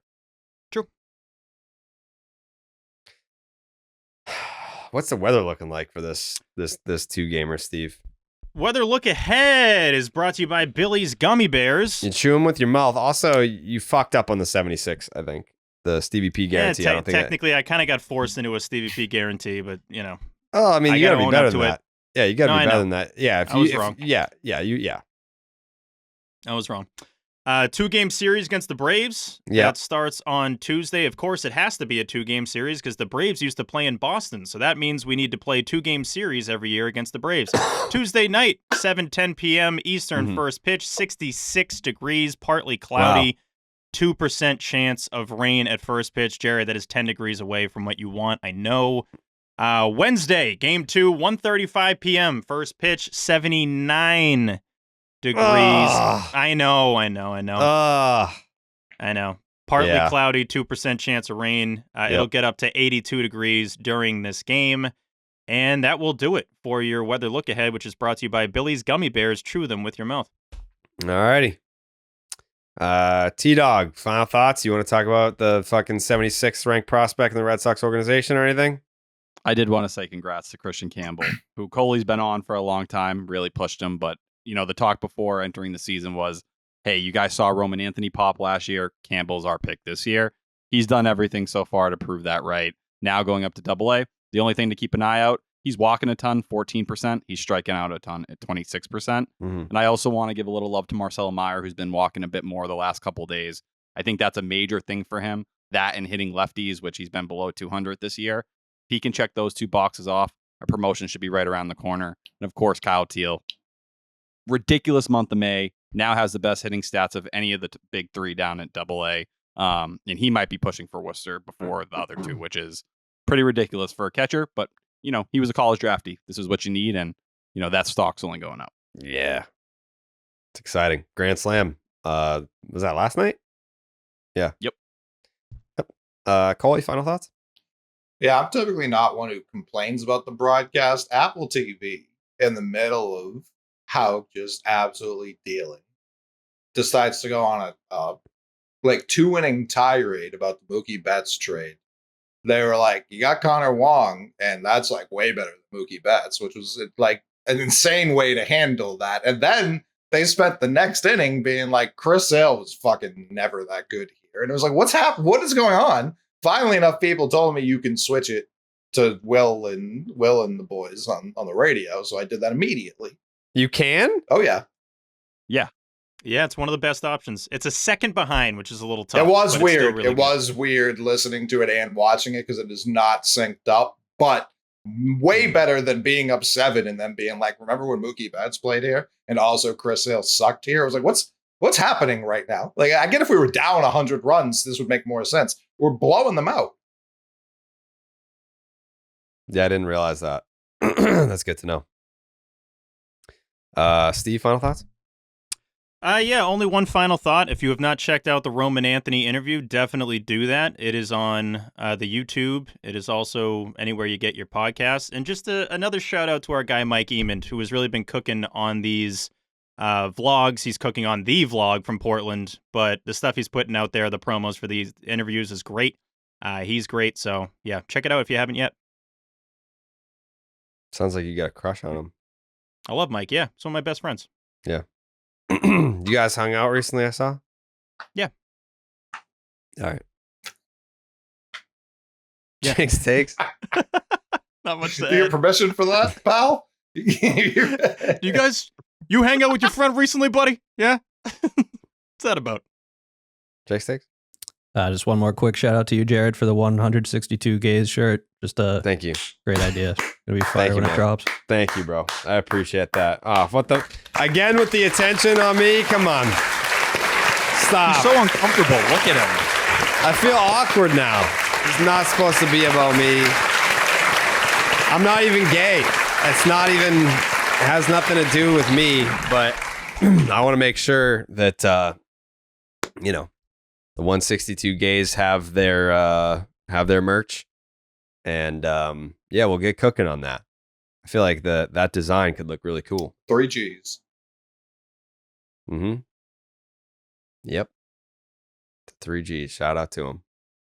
I've actually gotten a lot of really nice messages from The gays. the 162 gays. Yeah. The being like, gays have been messaging you lately. yeah. They've just been, you know, it's nice to feel acknowledged. And I was like, yeah, well, that's what we do here. That's what we do at the 10. You know, don't thank me. Thank you. Thank you. Thank you. Thank yourself. Yeah. Thank you. Yeah. Thank you. That's my final thought. Thank you. Thank you. We'll be back, what? Wednesday night, Thursday morning for the Benny's Banana Splits of this. What the hell is that, dude? I want it to be my closing like candle. It looked like it was like bugs stuck to glue in there. Okay, it's a candle. All right. Anyways, all right. Thanks for watching. Thanks for listening. Definitely check out the Roman Anthony video on YouTube. If you missed the first one, it was Nick York. Go watch that one first. Then Roman Anthony. Jake, who's number 3? We got Blaze this week. Blaze this week, and then we cap it off with Marcelo Meyer. You don't want to miss it like Tyler did. You want to be able to check that stuff out on the YouTube channel. It is awesome. It was pretty cool being there, but it's great to get to share it with you because man, what a great series of interviews. Would hate to be the person that didn't get to go and be a part of it. Check that out. We'll see you on Thursday. Bye. Buenas noches, amigos.